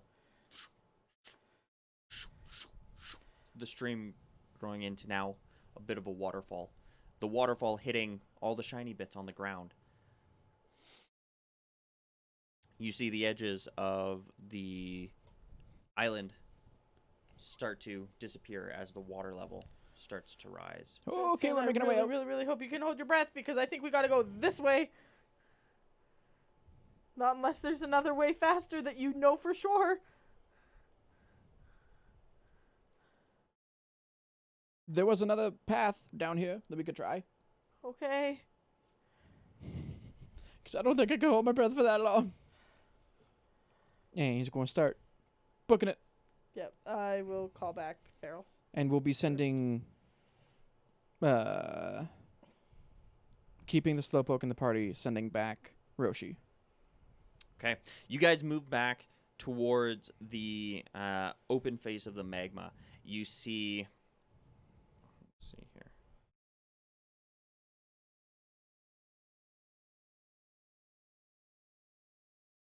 Where is that sound? There it is. Here you see the cavern, the Milotic's lair behind you. You see the tunnel that Brook was originally washed down to you, where it knocked you off your feet. And then you see the slugma crawling over top of the fallen stalactite bridge that they're you gonna created. die. There's a continued shake in the ground, and you hear the sound of rushing water. You look behind you and you see the water rising even more. You can barely see the shinies over top of the island as it is covered. And then you see a steady stream of water coming down the path that Brook came down, until finally it's just like a geyser flowing out, starting to spray over top of the magma there. And then it just grows more and more as the current of water grows stronger and stronger. I need you guys to give me a strength save. Oh, great. 12. 15. 15. Both of you guys are caught by the current and pushed backwards back into the lair where the Milotic was. You are now underwater as the room starts to become submerged.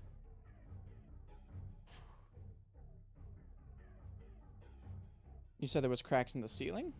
There are some small cracks in the ceiling. You also see the much larger crevice in the bottom where the Milotic disappeared through.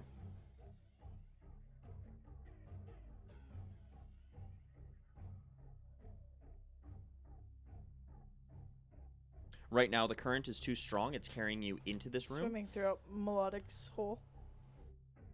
Okay. Trying to follow after. Who do you have out at the moment? No one. I'll pop out Basculin to grab Jackson to swim faster. Okay. And I don't know that Slowpoke can swim, so he's not out. Otherwise. What is Slowpoke's swim speed? Just curiosity. He's not in my party yet. Oh. That's a good question. Did you want him to be in your party, or did you? Yeah, want I was him gonna to go send back? I was gonna send Roshi back. Okay, let me do that real quick. Just get him knocked out in a fight, and then send him back to the professor. Whatever. He'll be fine. Now I gotta figure out a name for Slowpoke. Yeah, still haven't done one for Notepad.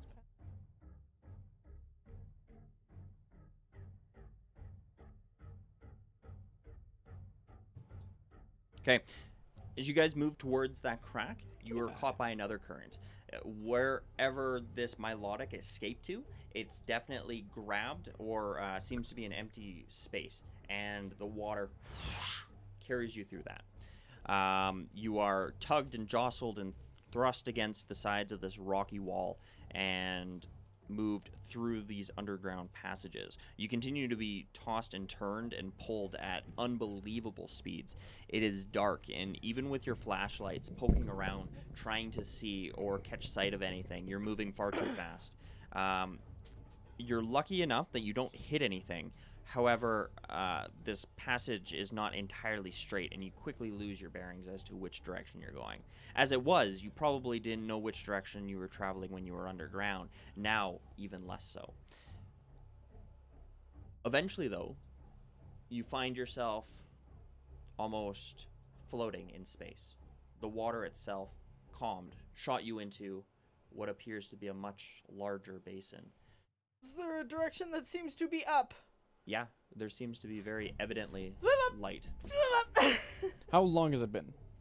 You've been underwater for the better part of probably a minute at this point. So Jackson's gonna start drowning pretty soon. Mm-hmm. Basculin has him. Correct. You guys start swimming desperately towards the water. Jackson, can I get a Constitution save? Hell yeah. Hell no. That's a 6. That's a 6.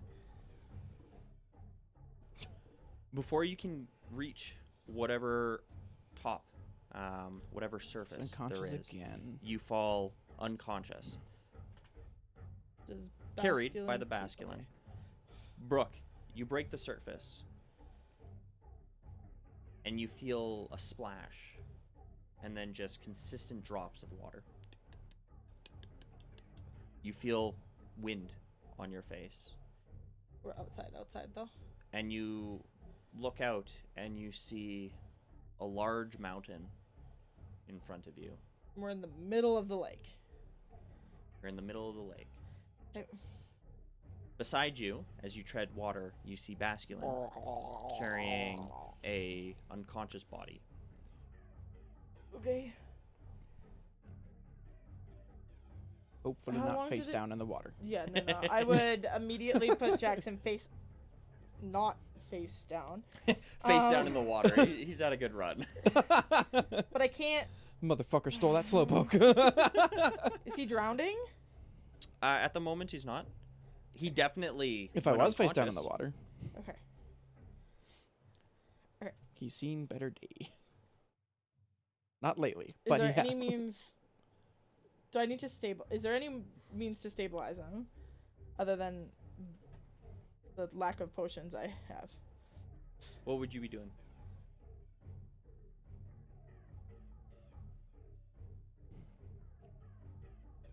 No more Pokeballs. Currently, he doesn't like. He's not losing blood. He's not choking drowning. on water. But in He terms looks of to game be- mechanics, is he gonna have to make death saves? No, I think he would be stable. Okay. There's nothing causing him continued harm at this point. I would say, Jackson, roll a d4 for me. That was That was my cocked. booty. That's a 3 hours of unconsciousness.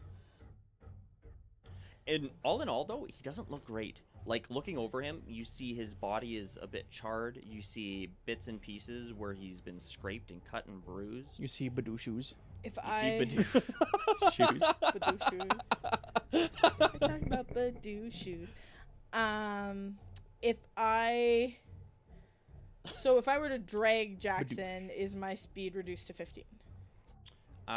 Between you and your water Pokemon, no, you can move. Could I move? If my water Pokemon is helping and his speed is 25 and mine is 30, I move 25 then? Yeah. Okay. Swim to the closest land. Or boat, if there is a boat.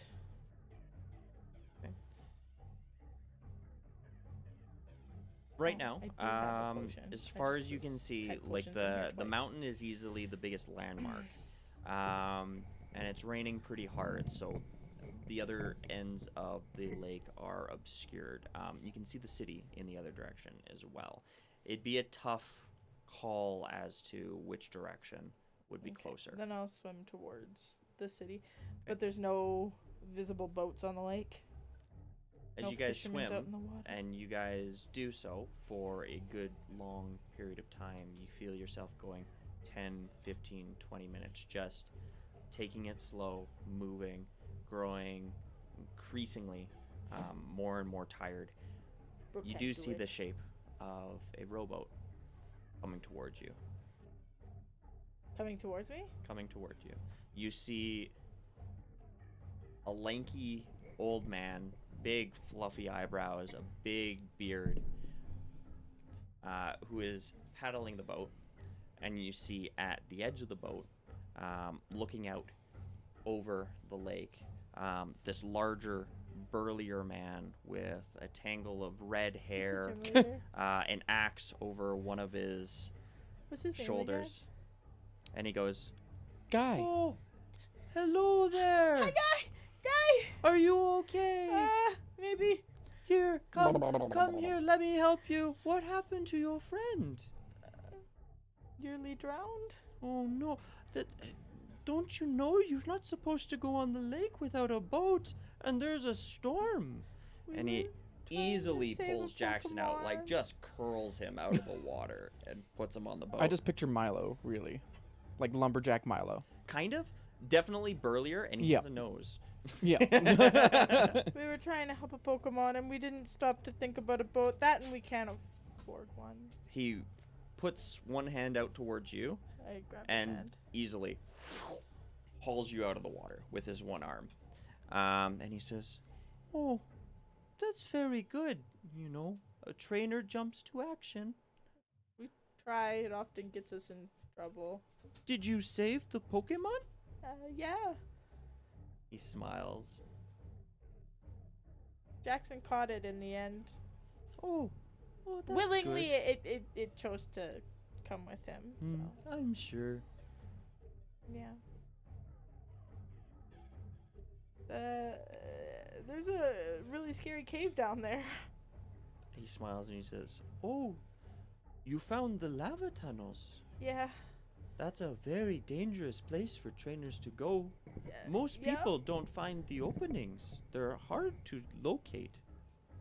Yeah. We just about got lost and separated in there, so. Shakes his head. "You know, it's a good thing that the dock master came and found me. He told me 2 crazy Pokemon trainers went diving over the edge of the dock." That about describes us. Yep.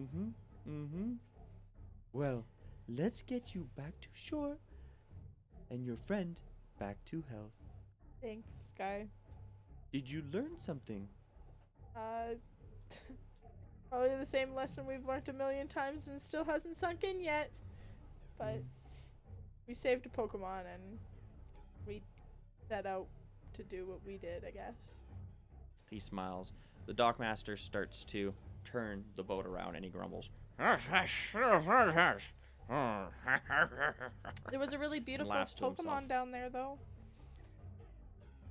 Guy turns back to you and And says, dangerous. "Oh, a dangerous Pokemon? In Make-A-Wish Lake?" Beautiful. Just stronger than I think Jackson and I were ready for. Ah, we got it. Very And pretty. How did you fare? It took us a while, but in the end, we chased it off. He smiles and there's a bit of a shimmer in his eyes. And he says, "That's good." It is. It's a good long period of time before you come back to the dock. All of a few hours to cruise across the rest Oh, of the lake. hey. As you come to the dock, Jackson, you are still unconscious, but breathing ably enough. I would have called Farrell back, by the way, not just made my fish swim beside the boat. It is still raining fairly heavy, but it's gotten brighter than it was. You can tell from the position of the sun through the clouds that you have spent the better part of the day down there. I would say that for your batteries, mark down 6 hours. I would have swapped to the You would have. smaller one at a certain point. So how long would that one have been? That one would have been less than half the time. So, sorry, on your batteries, you only spent a couple hours. Your multi-tool, you would have spent the remaining 4 hours. Question, does the flashlight have 3 batteries in it at a time? No, you have 3 batteries total. You need 1. Okay. Or 3 flashlight worth of batteries, I guess. Each battery is... Yeah, so this contains- battery has only 2 hours left. 'Kay. Okay. And then And I is it have another battery. Is it the same time frame for the one on the multi-tool? Your multi-tool's so small, it's one of those ones that's just going to keep on going and going and going. Oh. But it's also not nearly as strong. Yeah. So that's kind of the trade-off. Oh, okay. So I don't even have to mark off that one because the other flashlight was lost. Correct. Yes. I saw the batteries, but just not the flashlight. Well, not the one flashlight battery then. Okay. You haul Jackson over the edge of the boat, and the wind continues to blow. Guy helps you carry him over towards the gym and inside, and he smiles and he says, "My girls will help to take care of him. We grow remedies that might aid him in his recovery. And then That's maybe you very should take wonderful. him to the hospital. Might be a good idea. He smiles. The door opens, and there are a couple of girls, ones that you have seen before, who are standing there with dirty aprons on, and they look to Guy, both of them kind of concerned, and they turn to Jackson. They rush forward to help him, and you carry Jackson forward.